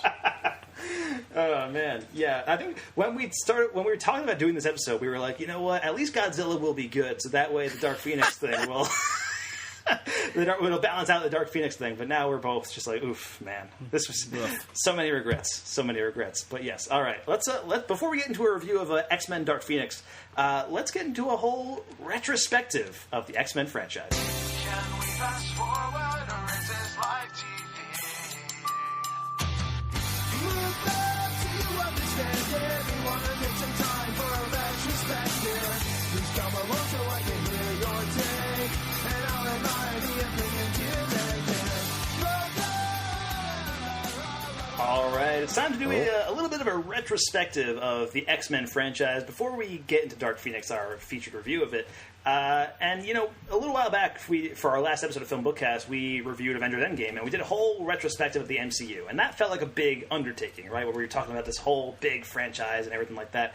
X-Men been around even longer, man. It's one of those things. Crazy. It's weird to think about, but the original X-Men movie came out in 2000. They've never rebooted that kind of thing. I mean, there's like soft reboots. Well, okay. Soft reboots here and there, but they're all in the same continuity. And and that is a stretch of a word considering these movies for sure. But it's but I meant for this retrospective to be like a sort of tribute to the X-Men series of films. But, after the box office and critical disappointment that is Dark Phoenix, sort of feels more like a eulogy. Yeah. In a weird way. Which is a shame, I think, because the series has, absolutely had its ups and downs and been all over the place in terms of quality. But, there's been some really good ones in the series that recently feel like they've been overshadowed by the bad ones. I feel like, it seemed like the consensus on Twitter recently has been that these movies are bad and have always been bad. And I don't think that is the case. And B, we wouldn't have the current landscape of superhero movies without them. Oh yeah, 100%. Yeah, so they are hugely influential, whether you refuse to see that or not. But so I mean, Nick, are you a fan of the X-Men franchise up to this point? Until I saw Apocalypse, I had only seen what people referred to as the good ones. So yeah, oh really? I was a huge X-Men fan because I thought, they never made a bad one. You just skip X3 and Origins and everything like that, and they're all perfect. Sure. And then I saw Apocalypse, and I realized, they do they go pretty down there, don't they? There's some whiffs. Yeah. There's some whiffs for sure. Yeah, I like the '90s cartoon, and I like the actors that they keep bringing back into these movies who feel like they're way too above the pay grade. And 100%. Yeah, and this movie starts to show that a little bit.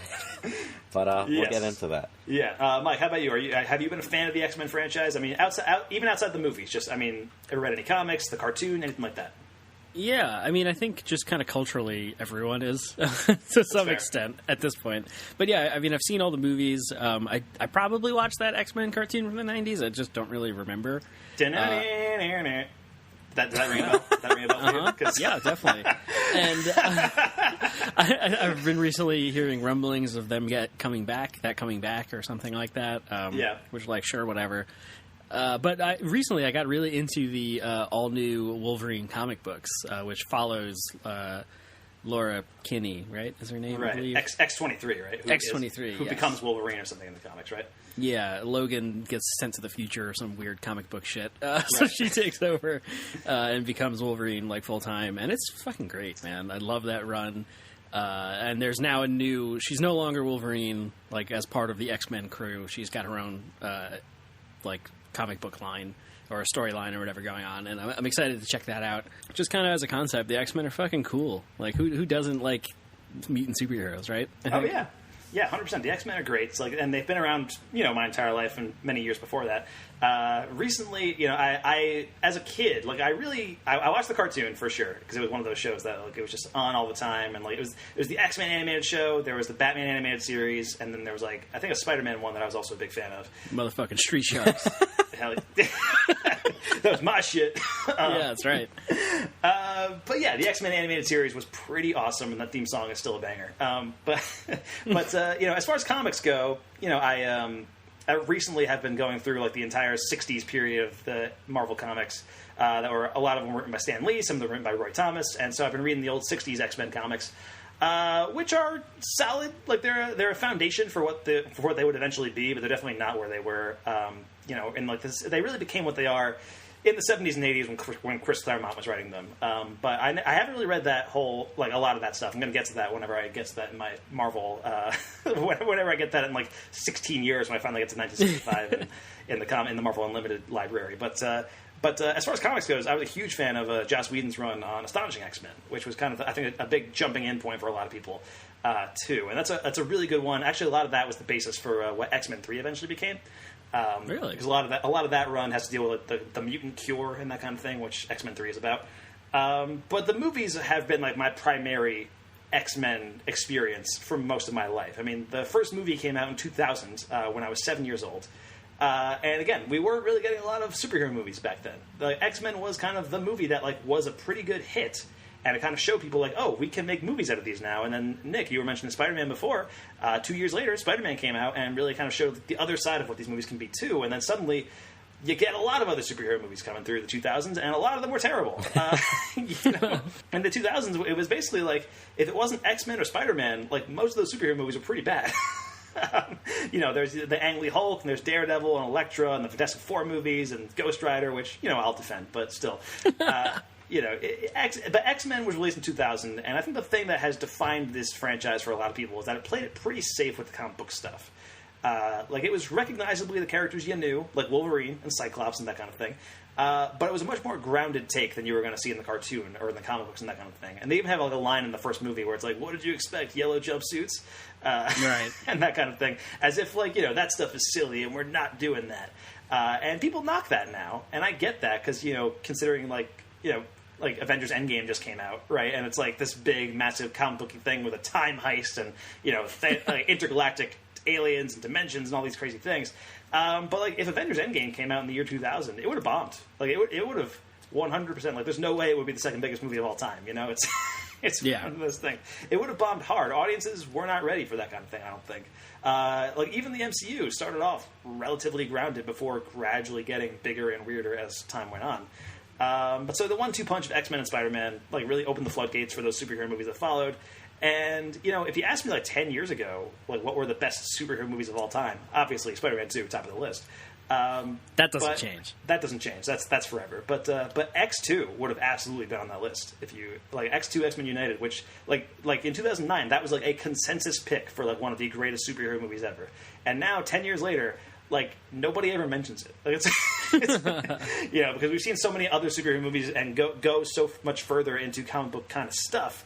X2 and the original X-Men, they feel quaint now in comparison in a weird way. It's been probably a large number of years, 10 years maybe, since I've seen the X-Men movies, honestly. Like the originals? Sorry, the first three. What was the first X-Men movie you guys ever saw? X-Men. Yeah. I definitely saw also that. X-Men. Yeah. Okay. I feel like it'd be crazy to somehow start somewhere else. X-Men Origins. Yeah. No. I was told this was an origin story. I figured this might be the place to start. No, my first one was actually X-Men 3. X-Men The Last Stand. Oh, you poor soul. Really? Yeah. Well, I can't believe you stuck around. Yeah, I mean, that was the one. I actually went to that with our friend Kyle, who's just on the episode that we did a couple weeks ago for John Wick 3. And we went, and I enjoyed it a lot back then. I mean, I was 13 at the time, so it's whatever. But I enjoyed that movie a lot back then, and then I actually own it on DVD for some reason. I have it here in Missoula with me. The only X-Men movies I own are that and Logan. Those are the only two. I don't know why. But X-Men 3, it's a weird one. People shit on that movie a lot, and it deserves it in a lot of respects. But I think it's like half a good movie. There's like half a good movie in there. I think the stuff that's actually the mutant cure and that kind of thing, there's solid stuff in there. I think it's a solid, dumb action movie. And that might just be colored by my experience of that being my first X-Men movie and seeing it in a packed theater. Like, it was a completely sold-out theater when I saw X-Men 3.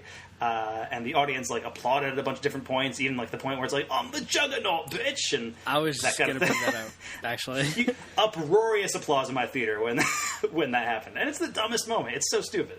I think that's, like, the first movie moment for me, like, that I remember, like, being a part of, where it's, like, the cultural meme joke became part of the movie joke, Yes. Yeah. Because that was, like, a YouTube video where they just dubbed over an old X-Men cartoon with "I'm the Juggernaut, bitch" and like all that stuff, and it made it into the fucking movie, which is bizarre. It was very, very weird. But then after X-Men 3, I went back and watched X-Men 1 and 2, I think on cable probably on like TNT or something. And much like Nick just watched Spider-Man on TBS, people still do that these days. Mm-hmm. I don't know why, but we do. But yeah, pretty sure I watched X-Men 1 and 2 like very quickly after that because I was into it, and I was into superheroes and stuff like that at the time. And for whatever reason, I think the reason I didn't see X-Men when it came out, because I was 7, is because they looked like they were superhero movies, but they were superhero movies that were kind of geared towards an older audience. Like, they weren't courting the kids who were watching the X-Men cartoon at the time. You know what I mean? They weren't in the yellow jumpsuits. Mm-hmm. They weren't in the yellow jumpsuits. Yeah, if they were, I probably would have seen the movie back in the day. But I do really enjoy that original X-Men trilogy, and then they kind of went on, like, X-Men Origins Wolverine came out in 2009, and I don't know if you guys have any associated memories with that movie, but I do, because I almost died the night I saw X-Men Origins Wolverine. That bad, huh? Go on. It was. I saw that. I was 16 when X-Men Origins Wolverine came out. I saw that at the Fishkill Theater in Fishkill, New York, which was kind of like the theater that was me and my friends would go to because it was very easy access, and it was one of those things where like we went. It was opening night. It was May 2009. Opening like first weekend of May. And after the movie, like, we all agreed it was terrible. It was one of the worst. Like, X-Men Origins Wolverine, I think, is like the worst X-Men movie by far. It is so bad. And then anyway, after the movie, we all like went across the street to Walmart because we were just like 16-year-old punks and hanging out, and like we had nowhere to go. We couldn't go into bars or anything, so we went to Walmart, and we were in the parking lot, and we ended up running into another group of friends who also saw X-Men Origins Wolverine. That we started goofing around in the parking lot, and then me and my friend Steve got into shopping carts and raced each other in the parking lot. Oh no! And like I think it was my friend Aaron or something who was pushing Steve, and then some kid that I did not know was pushing me. For some reason, I let this happen because I was 16 and I was dumb. And anyway, at one point, this kid let go of the shopping cart, and a car that was like just driving through, like nearly hit me. It stopped short, like right in front of the shopping cart, like as I was going. It was terrifying. I almost died that night, or at least I thought. I think about that, and I remember thinking like afterwards, like, man, I almost died, and the last movie I would have watched would have been X-Men Origins Wolverine, and just having like that kind of moment where I was like, yeesh, man, dodged a bullet on that one. Yeah. For more reasons than one. But yeah, that's my X-Men Origins Wolverine story. But do you guys have any like memories associated with the X-Men movies by any chance? Maybe not necessarily that life-threatening, but I feel like nothing can really top that, so I don't even know if it's worth it. But yeah, I know I saw the original X-Men. If it wasn't in theaters, it was probably the day it got to Video Source in Hopewell. So like, I was very excited for it, pumped. Watched it once in 2000 and then didn't watch it again until right before Logan. So, I aside from the third act, that movie holds up pretty well. It's just a lot of the CG that they relied so heavily on just kind of looks bad. Goofy, yeah. And also, like, it's a big climactic thing that kind of ends in a gift shop fight, which isn't fun. But yeah, X2 I have not seen since it came out, but you've made me feel like I want to watch it again, so we'll see. Again, that's one I have not seen in a very long time, but it is one that I held in very high esteem, and I think a lot of people did. And then it is still, like, I think, like one of the best action movies out there. Okay. Like, even if I haven't seen it in a while, like, just thinking back on it, like, it just seems like it would still be up there for me. Okay. And X-Men 3 came on TNT once at my grandparents' house at the exact moment that you were just talking about, where he screams, "I'm the Juggernaut, bitch," and my mom made us change the channel. So, thankfully, I have never seen the rest of X-Men The Last Stand. Wow. So you've only seen that moment of X-Men 3. And then I watched First Class and Days of Future Past in one sitting right before I saw Logan, and that's my experience with the X-Men generally. And I saw Apocalypse in a double feature with Neighbors 2. So if you ever want to see Rose Byrne in two very different roles, that's a good feature for you. Yeah. Yeah, I'm glad you're able to see Neighbors 2 because that's a pretty good movie too. But yeah, I think with the X-Men movies, it's interesting. Like as basically from X-Men 3 on, I've seen all of them in theaters, and you know they've gone up and down in quality, but I think the X-Men movies did a really interesting thing with First Class, where they kind of, they did the prequel. It's like a soft reboot of the series in a weird way. It kind of relaunches it and like recontextualizes it, so it's a new cast, new blood, and all that kind of stuff. And by doing that, it set them up to be a pretty good competition for the MCU going forward. That movie came out in the same year as Thor and Captain America 1. So the MCU was not the juggernaut that it is today, but it was getting there. Like the Avengers was going to come out the next year, and First Class put itself in like that position where it's like, okay, now we have this like fresh new cast. We can do some really cool adventures with these guys, and then they didn't do that. Like they did First Class, and then they did Days of Future Past, and I like Days of Future Past a lot. I think that is a very good movie. It should have been the last X-Men movie. That's you know what I mean? I've been saying that on 100%. repeat since it came out. Like, why did they bother making it if it wasn't meant to be the last one? Because what they should have done is made like a trilogy of movies that took place in the 60s with the First Class cast, and then made Days of Future Past. Instead, they did this stupid thing where they jumped 10 years in between each of these prequel movies, and made Days of Future Past the second one. So it feels like this conclusive thing that ties together both of the casts, and the reason they did it is because the Avengers had just been a huge hit, right? That's right. Basically the entire reason they did it. It's one of those things where it's like they look at the Avengers and being like, okay, that was a massive superhero crossover event. How can we do a version of that? And Days of Future Past was their answer for that, and they did a pretty good job with it. I like that movie a lot, again, but after that there was nowhere for the franchise to go. It's one of those things where it's like, after that there was Logan, and Logan was awesome, and then otherwise, like, you have Apocalypse and you have Dark Phoenix, and the reason those movies aren't very good is because there was nowhere that you couldn't do anything with them after Days of Future Past. You know? Yeah, it's been a long time since I've seen Days of Future Past, even, and I think you're saying that because it has the part in the future, right, where it's the original cast back. Is that what you're saying? Like, this should have been the last movie? Yeah, well, it's the original cast. There's the original cast in the future. Hugh Jackman's kind of the connecting tissue between both of them. Right. But also there's sequences where, like, it shows, like, Patrick Stewart kind of merging with the mind of James McAvoy in that movie and that kind of thing. And that kind of thing. There's a house sequence. There's a lot of, like, tying together of the two different timelines in that movie. And it's some really interesting stuff that goes on in that movie. But, yeah. We saw Jean Grey's alive back. Right? Yeah, Jean Grey comes back to life at the end of that movie, yes. What's the point of... They go through so many pains to fix everything that previous movies had done wrong and make it end in such a perfect way, and then they're just like, but 5 more movies, right? Right? 5 more movies? But there's more. Yeah.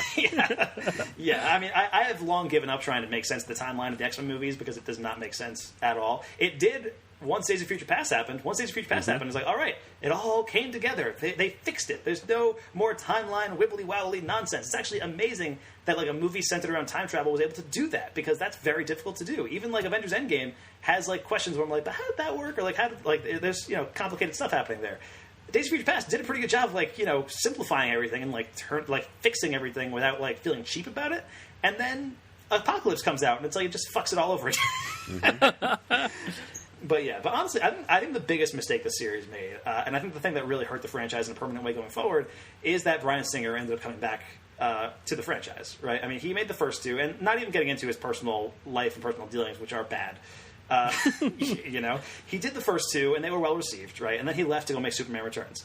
And I wanted the series to go in a fresh direction after that point, and Matthew Vaughn ended up doing First Class, and that was pretty awesome. And then he left First Class because he was going to go make Kingsman, and that worked out. Kingsman's awesome. Right. He's okay. Yeah, but I wasn't going to complain at that point that the guy who made the first 2 was going to come back, right? It was one of those things where it's like, oh, well, I wanted to see Guillermo del Toro's version of The Hobbit, but Peter Jackson made The Lord of the Rings, so, like, it's... What could go wrong? What could go wrong, right? And again, Bryan Singer made Days of Future Past. Days of Future Past, very good. And then Apocalypse comes out, and it's like, all right, we are out of ideas for this series. And I think the reason Days of Future Past happened when it did, A, it's because it's in response to the Avengers. B, it's because Bryan Singer directed it, and he wanted to give, like, one big send-off to the cast that he was dedicated to originally, right? If you watch Days of Future Past, it kind of does disservice to some of the characters from First Class because he's really focusing on the characters that he directed originally speaking. And then Apocalypse comes out, and it's clear that Bryan Singer doesn't care about any of these new characters, And it's clear that none of the actors really want to be there at that point. And it's like, and then it's trying to shove in, like, 8 different new characters, which are younger versions of the characters that were already in the other movies, but they're treating them as minor characters in this movie, and so it's a weird case where it's like Apocalypse feels like season 1 of a TV series kind of compressed into, like, one movie, and then Dark Phoenix feels like season 5 of that same TV series, where it's focusing on those characters that were barely introduced in Apocalypse, and they're the main characters now, and you're just going to have to catch up and hope that you care about them, but you don't, because you didn't see the in-between 3 seasons. Yeah, I mean, what even is this happening as well? That's all I'm going to say. Yeah. That incoherent sentence is equivalent of to, where this... To what your review of Dark Phoenix is going to be. Yes, correct. It's Dark Phoenix is what I'm saying. Well, the thing about Dark Phoenix, and what's weird about it, looking at... like, it seems like there were warning signs for Dark Phoenix so many times over the last, like, 3 years as they were making this movie. Every time it got delayed. Yeah. Well, yeah, every time it got delayed, which was a big deal. But also, just even from the outset, when they decided, you know what, we're going to do Dark Phoenix again. And it's like, you know what, that was the plot of X-Men 3, and nobody likes X-Men 3. It didn't work. It didn't work that time. And now you're going to do it with characters that we know even less than we did in X-Men 3. Because the thing about Dark Phoenix in the comics, and again, I have not read most of Chris Claremont's run in the comics, so I can't really speak from experience here, but it seems like the way that story works is that the only reason it does is because it's built up over years and years of comics. That's like, the Dark Phoenix story takes about a year. It's like 10 issues long or whatever, which is about a year's worth in comic time. But, like, it's built up to over the course of, like, 5 or 6 years, something like that. Like, everything with Jean Grey and all that stuff, it's all, like, subtle and things like that, building up over time, and you get to know the character relationships and things like that and how things work. And movies can't really do that. It's just not something that movies are easily able to do. It's something you need in a TV series, or if you're going to do it in visual media, or treat it like the MCU and build it up over a very, very long period of time. That would be like your end game story. You know what I mean? Right. But the way these movies have worked, it's, X-Men 3 does Dark Phoenix, and the way that works is like, you have the first two X-Men movies, there's a little bit of hints at Dark Phoenix at the end of X-Men 2, and then you do Dark Phoenix and X-Men 3, and it's like, it just feels very rushed. This movie is even worse because, and we haven't even gotten to the review yet, but in Apocalypse, you're introduced to Jean Grey, you're introduced to Cyclops, you're introduced to these characters, and they're all like the B plot of that movie, and they're all like, they all maybe have like 20 lines of dialogue each, you know what I mean? Right. Like that movie is mostly focused on Xavier, Magneto, and Mystique, because most of these movies have been for the new cast, and they shouldn't have been. They shouldn't be. Like at this point, like first class, absolutely. Xavier, Magneto, Mystique. Mystique's iffy. Like I don't know why Mystique has been such a big part of these movies, other than the fact that Jennifer Lawrence is a big star. You got it. Yeah, but that's a weird one because like even in First Class, Mystique isn't that big of a role, and they kind of do something. It's sort of interesting with her where she's like kind of Charles' adopted sister and that kind of thing. And then like in between First Class and Days of Future Past, The Hunger Games came out, and Jennifer Lawrence like skyrocketed to fame, and they were like, "Yo, we got to put Jennifer Lawrence in everything." and so she's like the linchpin character of Days of Future Past, and then in Apocalypse, she's in like every scene. And even by Days of Future Past, you can tell Jennifer Lawrence is just like done. Like she's over these movies, and she's kind of like fulfilling a contractual obligation. And then even by Dark Phoenix, like the makeup even is like just not even there anymore. It's like it's one quick coating of light blue paint, and then that's like it. That's good enough. Go ahead. Yeah, but going from Apocalypse, where these characters were just introduced, straight into Dark Phoenix, it just feels like it's an even more rushed version of the Dark Phoenix story, which sounds ridiculous, and it's, I think, reflected in the box office. People just don't care about this movie that much anymore. It also feels like an afterthought because now Disney owns Fox, and they're kind of just putting this movie out as a burner. Like the movie already exists; they have to put it out in some capacity, but it just feels like they're putting it out as like because they have to almost, not because they actually really care about it that much, because they don't. They're going to give X-Men to Marvel, and then Marvel will probably wait a few years and then just do their own version of the X-Men. So Dark Phoenix is the final version of this X-Men universe, and it's sad that like this franchise that has been so influential in terms of superhero filmmaking and in terms of like how we got to this point in superhero movies. Like it just feels like it's so weird that like this is the ending that this franchise has to go with, when we just got a really good ending with Endgame. A month and a half ago. Yeah, it's kind of weird for the franchise that kind of started it all to just kind of peter out and like, whatever. I was going to say, it had the worst opening weekend for any X-Men movie. Good. Wow. $33 million opening weekend, which for a superhero movie in 2019 is abysmal. With all the reshoots, how much did it even cost to make this movie? I have no idea, but yes, it was a heavily reshot movie. So I think the previous lowest grossing opening weekend was the original X-Men, which had like a $55 million opening weekend or something like that, which was in $2,000. Yeah. So like, right. So like 20 years later, this movie made $20 million less than the original X-Men movie, which is pathetic. Yeah. It's bad. It didn't even open number one. It opened number two.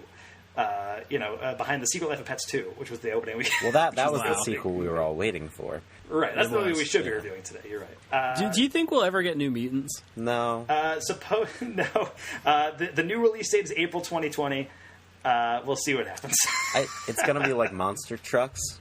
I don't know if that sentence is gibberish, but I remember the movie Monster Trucks came out in like a January year. Or January. Paramount made this movie Monster Trucks based on like some producer's child's idea, and they put so much money in it. Somehow it cost like $150 million for this Monster Truck movie, and then they just eventually put it out in the middle of January, and it made like maybe $1 million, and like.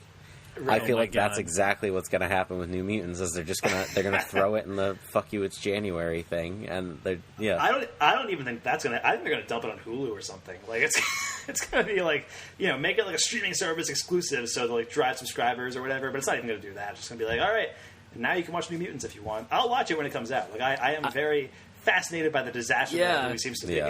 For some reason, I really want to see that movie now. Yeah, because I can't. I want to see it. Exactly. It's going to be like now, like Dark Phoenix and New Mutants are like these weird, like holdover movies in the middle of this Disney Fox merger, where they're like, Fox was making this movie and like all this money was put behind it, and then they just kind of got dumped into theaters or dumped on a streaming service somewhere because Disney bought Fox. And so, it's like the last vestiges of this X-Men franchise just kind of petering out there into the world. And I was very fascinated by New Mutants. The trailer for that movie came out in 2017.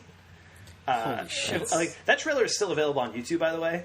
Just throwing it out there, because I remember watching that trailer and being like, you know what, this looks pretty interesting. Like, I was into the trailer for New Mutants, and then like 6 weeks before it was supposed to come out, it got delayed like 6 months or something, and then it got delayed again, and then it got delayed again. It was supposed to come out in April 2018, and it's not coming out until April 2020 now, 2 years later. And it's theoretically, we will see what happens. But yeah, New Mutants. I don't even know what that is. So I guess that technically will be the last X-Men movie, right? But this is the last like main franchise thing. And the weird thing is, like, this movie was not originally designed to be an ending. There was going to be more. I'm sure there's going to be more X-Men movies after this. Maybe not with McAvoy and Fassbender and Lawrence, but certainly I'm sure Fox wanted to keep making X-Men movies. Well, it felt like the whole reason they brought in a brand new cast of Apocalypse was so that way they could push their way into this new First Class or whatever. But then, they totally squandered that by having almost no introduction of the characters and then throwing them into this movie like you're supposed to give a shit. And then, skipping to Dark Phoenix, which, again, it's like Days of Future Past. It's that story that should be the finale of this this franchise.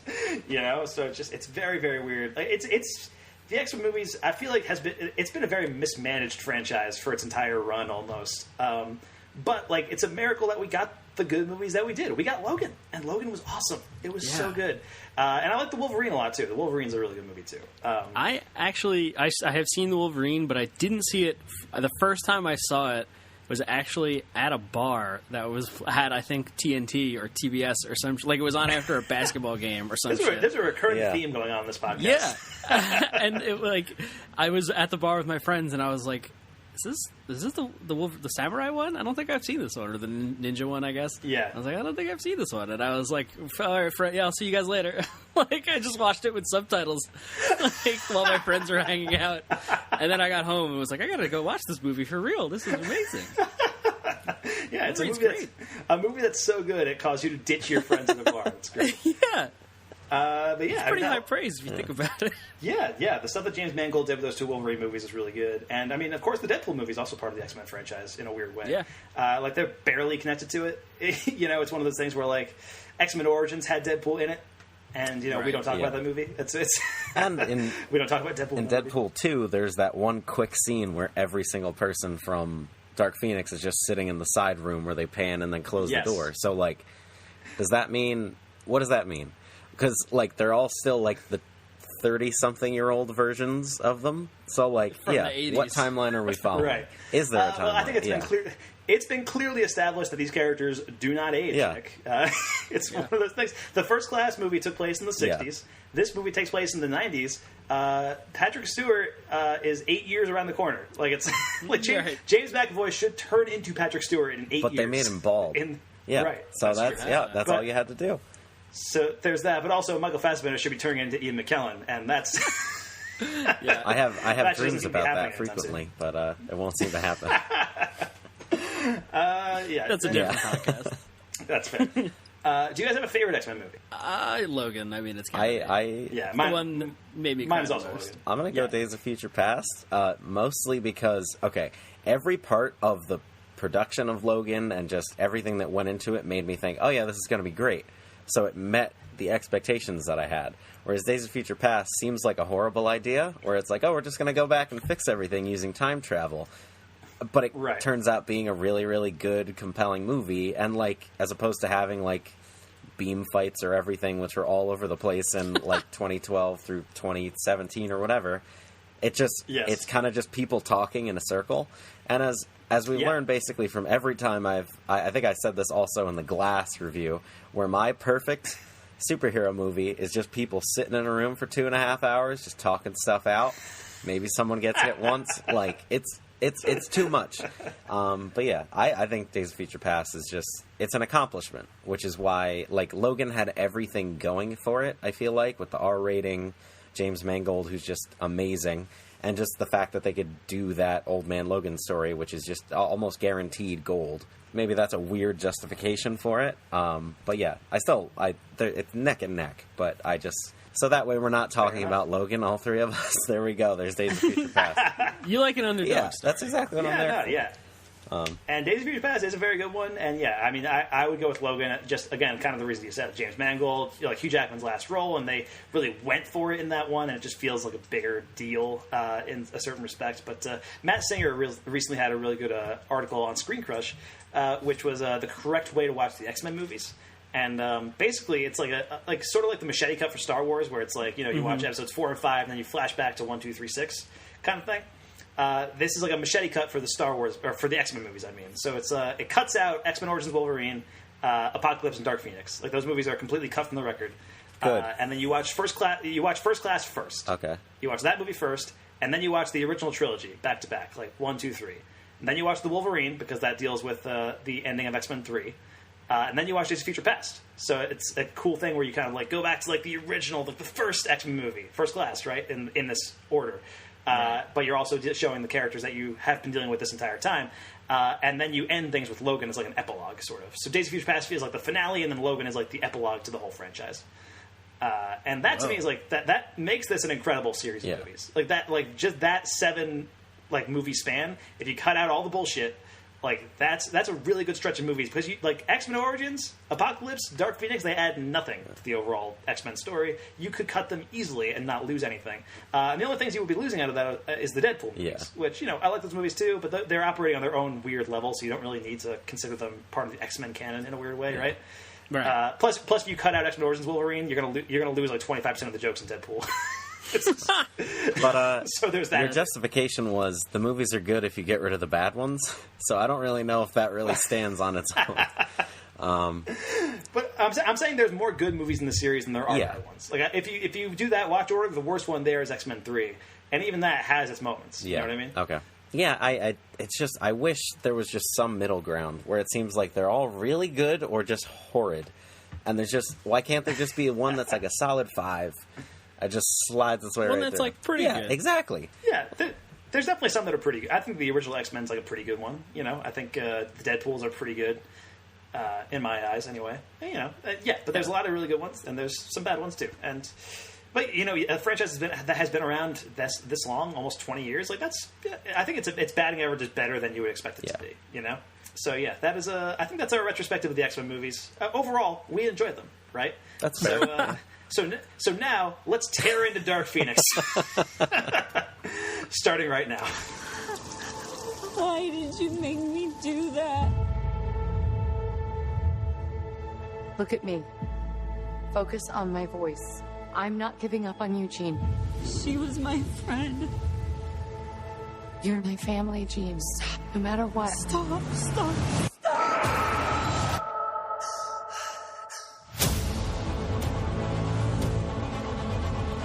Look. You're special, Jean. And if you stop fighting that force inside you, if you embrace it, you will possess the very power of a god. All right, that was from the trailer for Dark Phoenix, the new movie written and directed by Simon Kinberg. It stars James McAvoy, Michael Fassbender, Jennifer Lawrence, Nicholas Hoult, Sophie Turner, Ty Sheridan, Alexander Shipp, Evan Peters, Cody Smith-McPhee, and Jessica Chastain, among others. And the IMDb plot synopsis for Dark Phoenix reads, Jean Grey begins to develop incredible powers that corrupt and turn her into a Dark Phoenix. Now, the X-Men will have to decide if the life of a team member is worth more than all the people living in the world. That can't be what it says. That is exactly 100% what it says. And I think that cuts to the main problem of this movie. Which is like, obviously, all the people living in the world is more important.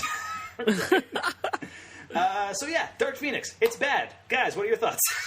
Yeah, I kind of wish they would just make movies about what Michael Fassbender's doing in the background. Because he almost killed JFK, and then he had his whole family thing, and then in this one he's just on an island, and it's like, why are they doing that? Like, why am I watching this bullshit? I don't care about the school. I don't care about these teenagers. But yeah, it's such a nothing movie. I don't know how it was so short but long and very in-depth, but also nothing really transpired. So, like, and back to what I was saying about Godzilla earlier, if you don't have the story, the action scenes are kind of pointless. So there's a lot of cool stuff going on in this movie that I'm just bored of. So movie's boring. And Mike, what's your take? Same. Basically, why does this movie? I mean, I get why it exists, and it's a shame that this happened. This movie exists because clearly none of the actors gave a shit. Nobody involved in the production at this point cared. This movie got delayed. I think this was only delayed once or twice. I think this was delayed twice. It was supposed to come out in 2018, definitely. Yeah, and then I think it was scheduled to come out in February of this year, and then it was delayed again. Right, something like that. Yeah. But yeah, so I mean, what's the point of this? No, as soon as it got delayed the first time, everyone was like, "Oh, okay." Yeah. And like you said, it's weird that we're doing it again. Here we go, Dark Phoenix. We're gonna try a second time, and it's the same screenwriter, I think. Yeah, or one of the same screenwriters. Simon Kinberg was the co-writer of X-Men 3, and he's the writer and director of this movie. Whose fucking idea was that? I know. The guy that got it wrong. Yeah, go ahead, try again. Give it another shot, but make it worse this time, right? Yeah, make it cost more and make it worse. I don't know if it actually costs more, but it probably did. I mean, probably it's $2019 and everything. But Dark Phoenix is just a completely unremarkable movie in every way. And it's not even at least Apocalypse was laughable. At times, right? Yeah. But there's stuff in Apocalypse that is genuinely very funny. That's a movie that had the decency to make Oscar Isaac unrecognizable and dilate his voice, so it's just ridiculous. You know, put Olivia Munn in a bathing suit at Auschwitz. Oh my god! Right. Good just call. Absolutely insane things. Remember the opening credits of Apocalypse where it's showing the entire history of man, and it jumps right from Renaissance to Nazis, and it's. Do you remember that at all? No, but it sounds right. It's ridiculous. It's nuts. And Dark Phoenix is not that. It's not even laughable in the way that Apocalypse was. It's just boring. And it seems like, Dark Phoenix is this big cosmic story in the Marvel Comics. And I was reading an interview with Simon Kinberg about his take on this movie. And it's I wanted to do a really grounded take on it in the same vein as Logan. And I was like, that's not what this movie should have been. Just 100%. There's no reason for this movie to have been that, Did he see Logan? The reason. Also a good point. Yeah, it's that's the kind of thing that works for Logan. Doesn't really work for this. But yeah, you're right. Nobody involved wants to be here. Even Fassbender, who has been consistently great, throughout his run as Magneto. Right, and even in Apocalypse, I think Fassbender's given an incredible performance in that movie. He's great. He has a few moments in this movie where I was like, man, what are you come on. It's ironic that Magneto's plotline is that he doesn't want to get involved. he has one line in the movie talking to Xavier where he's like, there's always an apology, Charles, and there's always a speech, and no one cares. And I was like, I felt that so hard in this movie where I was like, yes, he's right. There is always an apology from Charles. There is always a speech. I don't care anymore. Let's just end this movie. Let's end this franchise. My prevailing sense once the movie was over, I was like, well, at least Marvel's getting these in a few years. It's just one of those things where it's ugh, man, it's weird. And it really does seem to want to have it both ways with its characters, too. The ones we have a connection to are the first-class ones, right? The ones that have been around for 4 movies now with Xavier and Magneto and Mystique and Beast. But they don't really do anything during the movie. They're not, doing things at all. And instead, all the plot stuff is happening with the new characters who, again, were just introduced in Apocalypse, each of whom had, 20 lines of dialogue at most that entire movie. That's even being generous for a couple of them. Storm, I remember in that movie, had no lines of, I think she had, she was brainwashed most of it, I think. Yeah. And so she had, 2 lines of dialogue. And then in this movie, she also has, 2 lines of dialogue. But, so if you're frustrated, with all the stuff because you don't care about any of those characters, and you're frustrated with the other half of the movie because the characters you do care about aren't doing anything. They don't have any impact on anything happening in the movie. Yeah, there's a moment where between Mystique and Beast where he's like, last of the first class. Yeah. And I was like, wait. I have forgotten by this point who is in which movie, And I was like, wait, it hasn't been the same exact cast for since First Class? Like, I don't remember when these people became... Because nobody ages. Everyone's 32. Right. Like, everybody, even the quote-unquote children. Right. It's like, it's very weird. There's no sense of anything in this movie. Yeah, it's very strange. And yeah, even the children, like Jean Grey and Cyclops and stuff, they were supposed to be like teenagers when Apocalypse came out. So they should be in like their late 20s at this point, which I guess the actors are, so it like sort of works, but they look exactly the same as they did in Apocalypse. Like, it's not like... Yeah, but so are the actors that are playing the old people. Right, yeah. I mean, yeah, McAvoy and Fassbender are playing like 60-year-olds at this point. It's very weird. And like you can get away with that with Mystique, because like Mystique changes her appearance, and it's fine. Yeah, sure. She changes her appearance for the much worse in this movie. Yeah. The makeup is so... Like, I saw a comparison of like the Jennifer Lawrence Mystique makeup across the movies, and like it looks fine up through Apocalypse, but even in Apocalypse I remember like there's a lot of scenes where she's not in makeup because like she didn't want to be doing these movies anymore, so it's like, if I'm going to do this, like I'm going to do like one scene in the Mystique makeup and then I'm done. And in this one it's like, alright, you're doing a once over, very light blue, and then we're only doing like my face, we're not doing anything else in my body. I'm going to be in a full body, like a full like jumpsuit the entire movie. Yeah, I do remember from First Class. It looked incredible. Yeah, I mean the Mystique makeup looked good for the other three movies, and for the Rebecca Romijn ones in the original trilogy, like it looks good. Just here, it just looks oof. Well, man, it's not that like the procedure got any worse. It's just that the actors didn't want to do it. So it's like, it's just embarrassing. Like every scene that one of like the original people is in, you can clearly see that they're just unhappy to be there. Jennifer Lawrence specifically, Michael Fassbender, like you said, Michael Fassbender never half-asses it. Even in like Assassin's Creed and like The Snowman, he's still giving it his all because why not? Absolutely. He's Michael Fassbender. And Frank. Yeah, but it's just I don't know why anyone agreed to this. I know, it's contracts and stuff, but it's everyone just... Well, the weird thing is their contracts were up at the end of Apocalypse. And is this just cut footage from Apocalypse and they made a movie? They made a movie. That would surprise me, but no. Apparently, I think the reason they came back is because Simon Kinberg had worked with them on the other movies. He's been writing most of these movies since The Last Stand came out, I think. And so they worked with him on Days of Future Past, and they worked with him on Apocalypse. And so I think out of a favor to him, McAvoy and Fassbender agreed to come back, and then I think Jennifer Lawrence agreed to come back because they were coming back, basically. Okay. But I'm sure she had that stipulation in the contract for... Well, we'll get to that in the spoilers, I guess. Is it, though? Because it's kind of in the trailer. It is in the trailer, and even Simon Kinberg was talking about it in an interview months ago. But we'll save for spoilers just in case. But yeah, what do you think of Jessica Chastain as the film's villain? Vuk is the character's name. Is it? Wait, what is it? Vuk with a V. Oh, okay. Yeah. V-U-K is the character's name. Vuk. Basically... A proud member of the Dabari race. How the fuck do you... I saw this yesterday. I have no memory of this. So that basically describes what I felt about her character. I forgot she was in it. I'm happy they had her play like an emotionless alien because it meant that she could just kind of breeze her way through it. There's enough going on in the background where you don't need all this other stuff. Like it's just so convoluted and messy, but they don't do anything with it. It's there just to go away by the end of the movie, and there's no point where it feels like there's any stakes behind what she's doing. It felt weird for them to put these shape-shifting aliens in a Marvel quote-unquote movie so soon after Captain Marvel. After Captain Marvel. And it's like, did you think that by now you would have just been part of the MCU and you could have used Skrull and you didn't because you're not? And it's like, it feels so weird. And did she start with eyebrows and then not have eyebrows? I think they just dyed her hair blonde for the movie, and for some reason they did the same thing they did with Chris Hemsworth in the first Thor movie, where they were like, well, if her hair is blonde, everything's blonde.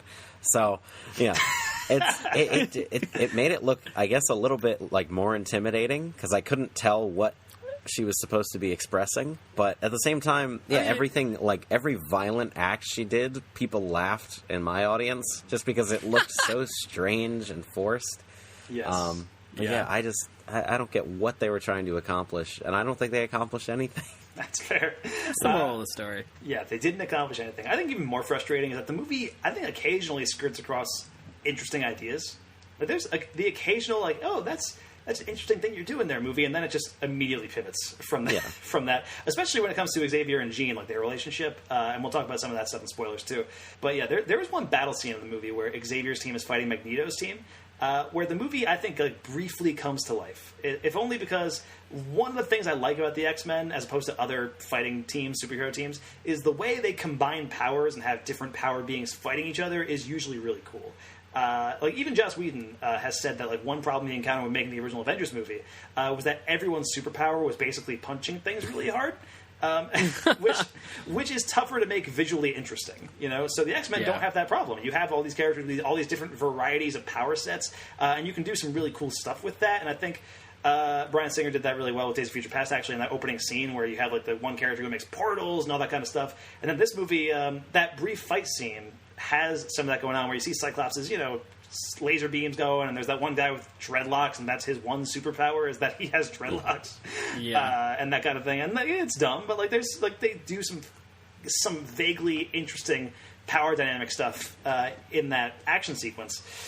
And that's pretty much it. That's the only point in the movie where I was like, it's coming to life a little bit, and then it's like done. I feel like the rescue scene kind of had that a little bit too, like the very beginning, the opening thing in space. It's strange that they functionally know how to use the characters' powers, but just have no idea how to use the actual characters.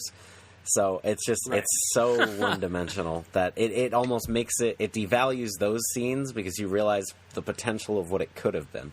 Yeah, I guess some spoilers. We'll save it for that. Okay, we'll get to spoilers in a second. I just wanted to say one thing that I think perhaps the biggest sign that everyone involved with this movie just kind of shrugged and said, fuck it, is that we don't even get a cool Quicksilver scene in this movie, guys. That's what I was going to say. Was it really? Yes. Like, come on. You had one job. Those are always, like, I mean, there's the one in Days of Future Past and there's the one in Apocalypse. And, like, those are, like, easily, like, the one in Days of Future Past is a highlight of that movie, and the one in Apocalypse is the easy highlight of that movie because it's the only good scene in that movie. But they kind of do a fake out with it in this one, where you think it's about to happen, and then it's just, footing. Like, it's just, they kind of cut away from it. So I feel like they're almost referencing, like, oh, you thought we were going to do this again. But everyone in the audience is like, yeah, we kind of wish you did that. So, yeah, what was the point? He's one of the fan favorite characters, one of the only characters that wasn't in First Class that people actually give a shit about. And they kind of sideline him in this movie. He's not in, like, the second half of this movie, basically. But yeah, so, all right, let's get into spoilers, guys, because I think we have a lot more to talk about. Spoilers for Dark Phoenix, starting right now. Stop it, both of you! You're spoiling it! You're spoiling everything! All right, spoilers for Dark Phoenix, starting right now. And, hey, ironically, our spoiler bumper is Sophie Turner shouting spoilers in Game of Thrones. And now we're talking about a movie with Sophie Turner as Jean Grey. So there's that, too. What'd you think of Sophie Turner as Jean Grey? A lot of the movie hinges on her. It's a shame she didn't want to be there, mostly. Yeah. It seems like. I mean, it seems like... I think she actually... Like, I think when she signed on for Apocalypse, she probably saw this as like, oh, okay, I'm like, Game of Thrones is winding down. This is like my big break into like movies and that kind of thing, right? She's like getting into this franchise filmmaking game. And then I think at a certain point on set, it became clear this movie was not going to be very good. And so, I don't think she's half-assing it here. I just think, like, maybe she's good in Game of Thrones. I'm not sure if she's, like, good enough to anchor a movie yet. You know, one of these days, probably sure. But I think at this point, she's just, like, I don't like her as much as Famke Janssen in the original X-Men movies as Jean Grey. I will say that. But let's talk about the big spoiler moment, I guess, that Jean Grey kills Mystique, which is basically in the trailer. Yeah.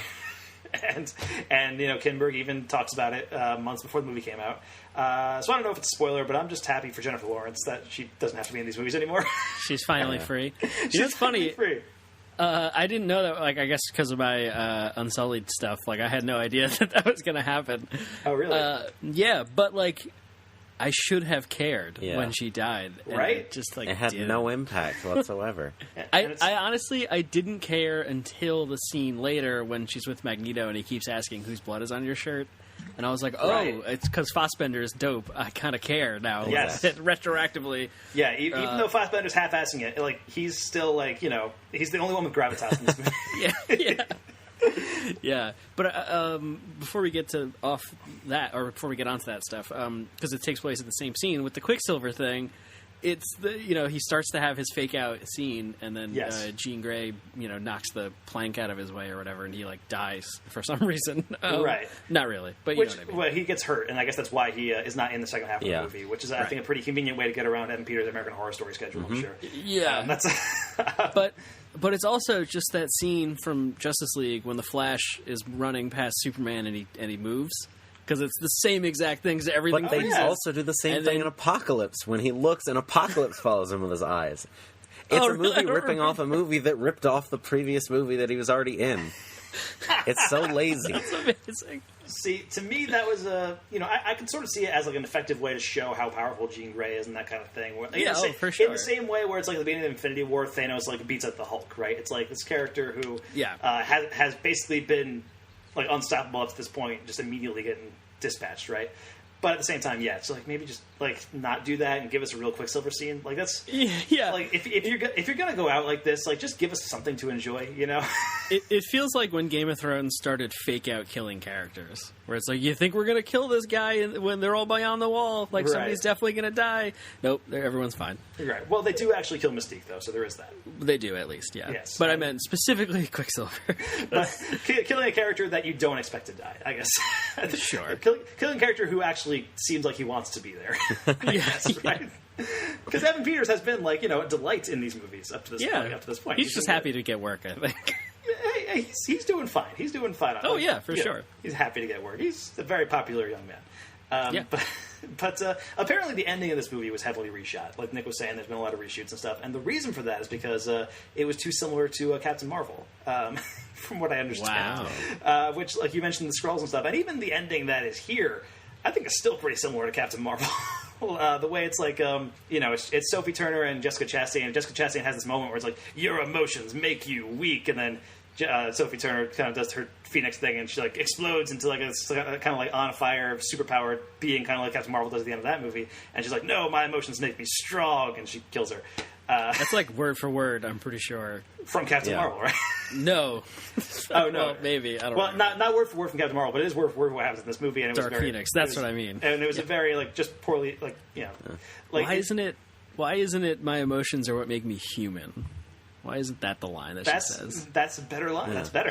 Or if they did a callback to her or Charles saying, "Oh, you're not broken" or something, and she's like, "No, there are so many things where they could have called back to it, but they didn't care enough to do it. And if they're going to spend this much time, your mom's name is Martha. Hey, that's just good film writing, all right? And we're not going to talk about that right now. Oh yeah, Nick's Batman for Superman. But it reminded me of. That is the Blu-ray. That's the Blu-ray that I pre-ordered and spent $28 on. Jesus Christ. It's not a good movie. But that whole sequence where it's like, your emotions make you weak. No, my emotions make me strong. That reminded me of there's a joke in an episode of Futurama. The robot devil has a line where he's like yelling at Fry about his opera. And he's like, you can't just have your characters say how they feel. That makes me feel angry. and that was me in the audience watching that scene. Yeah. I did like that kind of train battle sequence before. It kind of had this like World War Z weird feel to it. Yeah. This like zombie tidal wave thing going on, even though that's not what's happening in this, but it feels like that. If I cared about the characters, it would be such a better scene, though. Yeah. Just on like a pure, this kind of looks neat level, I enjoyed it. Yeah, I mean, to me, it felt like too little, too late kind of thing. Like, it was one of those things where it's like, there's some fun stuff happening in there. Like, I like seeing Nightcrawler bamf around and all that kind of stuff. But at the same time, it's just like, man, I was ready for that movie to be over. For sure. And so then the movie kind of has that big confrontation where Jean Grey kills Vuk. You sound angrier every time you say it. It's Vuk. Like, come on. But yeah, Jean Grey kills Vuk, and then Jean Grey kind of ascends to the skies, and she realizes that just her being there is causing Cyclops to die or something. So she goes to the sky, and then she explodes, and it seems like Jean Grey dies. And then at the very end of the movie, you see a flaming phoenix hovering over the sky over Xavier and Magneto, and neither of them pointed out. They're like, no, neither of them is looking up and being like, hey, what's that? But it's this indication that oh, maybe Jean Grey is alive, but also, who cares, man? We're not seeing these characters ever again. Just I also want to nitpick that very last scene, right? So it's Xavier and Magneto in Paris or wherever the fuck. It was very Dark Knight Rises. Was that? It was very Dark Knight Rises. That's exactly when he goes to the table. I thought Jean was going to turn around because she was sitting eating dinner with Anne Hathaway or something, and that was just going to cut to that. Oh my god, I didn't even think of that, but holy shit. But no, so they sit down to play like a game of chess, right? And why don't they reference the fact that Charles could read his mind, and like, how do you play chess against that? That doesn't like. They like half make a reference to the fact that he can read. No, but like it would be a funny joke between old friends, is what like, because that's the whole thing. They kind of repair their relationship a tiny bit. Yeah, and it's like that would have made sense, and they sort of reference it a little bit where he's like, "Whoa, no, you're not, bazinga." I don't know. Fuck this movie, basically. I get that. I get that, and like that could have been nice, but also it's like I think there's an understanding that he's not going to read his mind well. Like there's a mutual respect there. He's not going to be cheating at chess and that kind of thing. I think Xavier wouldn't see the fun in it if he was reading Magneto's mind or whatever. Well, what we know about Charles is he's a dirty man. Well, we know that he's a psychopath, basically, as far as this movie is concerned. Yeah. You know a movie's good when you're spending 5 minutes talking about the chess scene at the end. Yeah, good points. Sometimes you just got to pick a hill to die on, you know? Yeah. Which also, Xavier honestly doesn't seem that upset when Mystique dies. Just throwing that out there. No. And he should be the most upset, right? He's Mystique is supposed to be like his adopted sister or something. They've known each other since they were kids and that kind of thing. Theoretically, he should be the most upset. But Magneto is more upset about it than he is. Beast is way more upset about it than he is. Which I'm going to put this to you guys because I do not remember. Was there ever like a romantic thing between Beast and Mystique in these movies? I think in First Class, I think, because she's like there to convince him to like be yourself because he's very self-conscious of being Beast, and that was like her coming into her own and then convincing him. But that's not romance. I vaguely remember that. I vaguely remember like a flirtation between them in First Class. And then this movie, like they never like kiss or anything. Like they never like explicitly say these two are together. But they have a conversation where they're both like, "Hey, maybe we should leave Xavier's school or something like that, or Mystique's." And they act as if they're going to be leaving together. And then there's the whole thing where when Mystique dies, Beast is the one who goes insane. He goes to Magneto and tries to like recruit him and be like, "Oh man," he's the one who's most upset about it. And it seems like the implied reason is that he was in love with her or something. But it's like there's nothing in this movie or in any of these movies to imply that was the case. When she's dying, she says, "I love you," to Is him, that what she said? Makes no sense. I couldn't hear half of that. And also, Charles also says something to the sky at the end of the movie, and someone next to me just like nodded, and I was like, I have no fucking. What did he say? What did he say? And I want there to be some resonance to this movie. But actually, after she flies away, you remember it happening? Yeah, what does he say? All right. I don't know. I do not remember him saying anything. Maybe he says something like, the real Dark Phoenix was the friends we made along the way. He might as well have at this point. But yeah, we find out that Xavier has kind of messed with Jean's mind in the past. Like when she was a kid, he blocked off her memories and that kind of thing. And the way this movie starts off, Xavier is already kind of going off the deep end a little bit. He's like pushing his crew into more and more dangerous missions because the world is finally starting to accept mutants as like these, saviors of the world and that kind of thing. And again, that's an interesting place to start off on. I like the idea of examining Xavier's behavior and seeing like, oh wow, there's like some psychopathic tendencies here that we're like have to be worried about. But it's almost like the Game of Thrones, right? Where it's the final season of Game of Thrones, where it's like, all right, I like some of the ideas of where you guys like ended up, but you didn't do the very hard work of getting them to that point. You kind of just like got them here, and it's like, all right, well, how did we get to this point? I don't know, because this movie skips 10 years between the last movie. And it's like, all right, well, Thank God we invented that mutant machine. But yeah, and speaking of that, I mean, like I said, like it's it kind of jumps from season 1 to season 5 in a weird way. If this was like a TV show, but like just the way it establishes stuff, it's like, okay, like Cyclops and Jean Grey are together now. Like, there's just a thing. Let's go with that.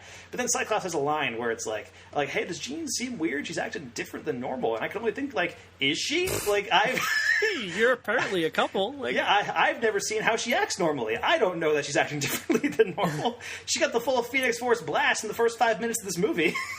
So I only have Apocalypse to go off of, and she's barely a character in that movie. And by the way, remember in Apocalypse when Jean like sort of briefly turned Exactly. into Yeah. Did I miss something? She was already had it. Like, what's the point? But yeah, no one ever brings that up. It's not a thing. Not even in a passing, like, oh, so that's why that happened kind of way.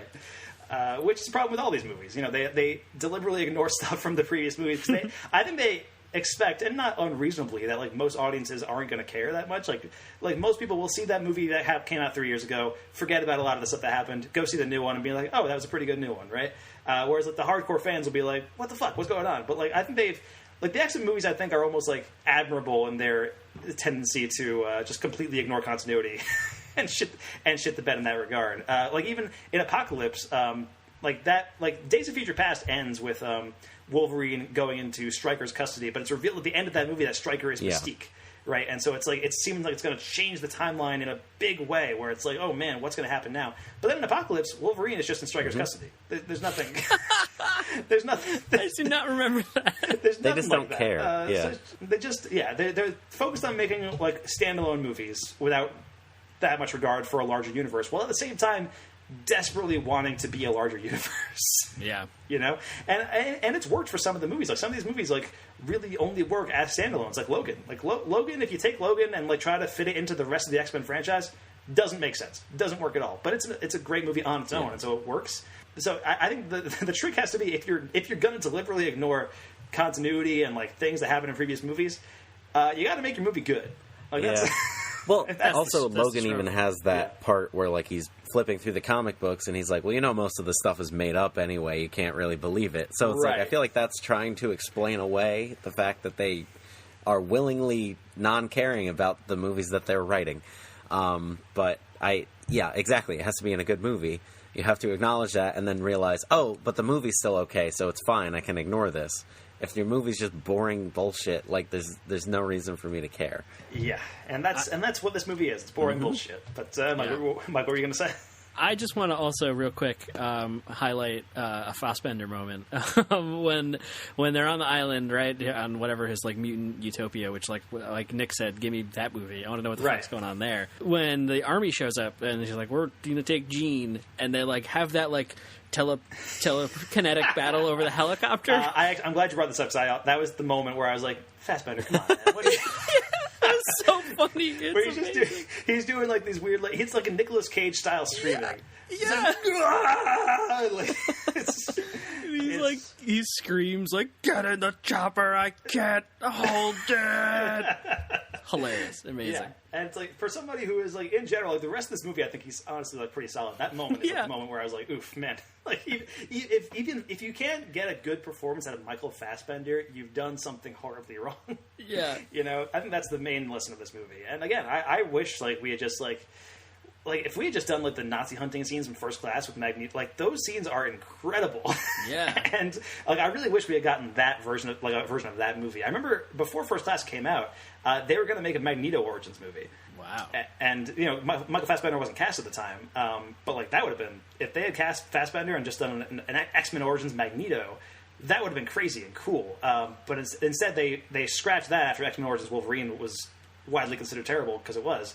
And they ended up kind of putting everything in towards First Class, and they kind of took some of the elements of that and put it into First Class. So the Nazi hunting stuff, that's where that came from.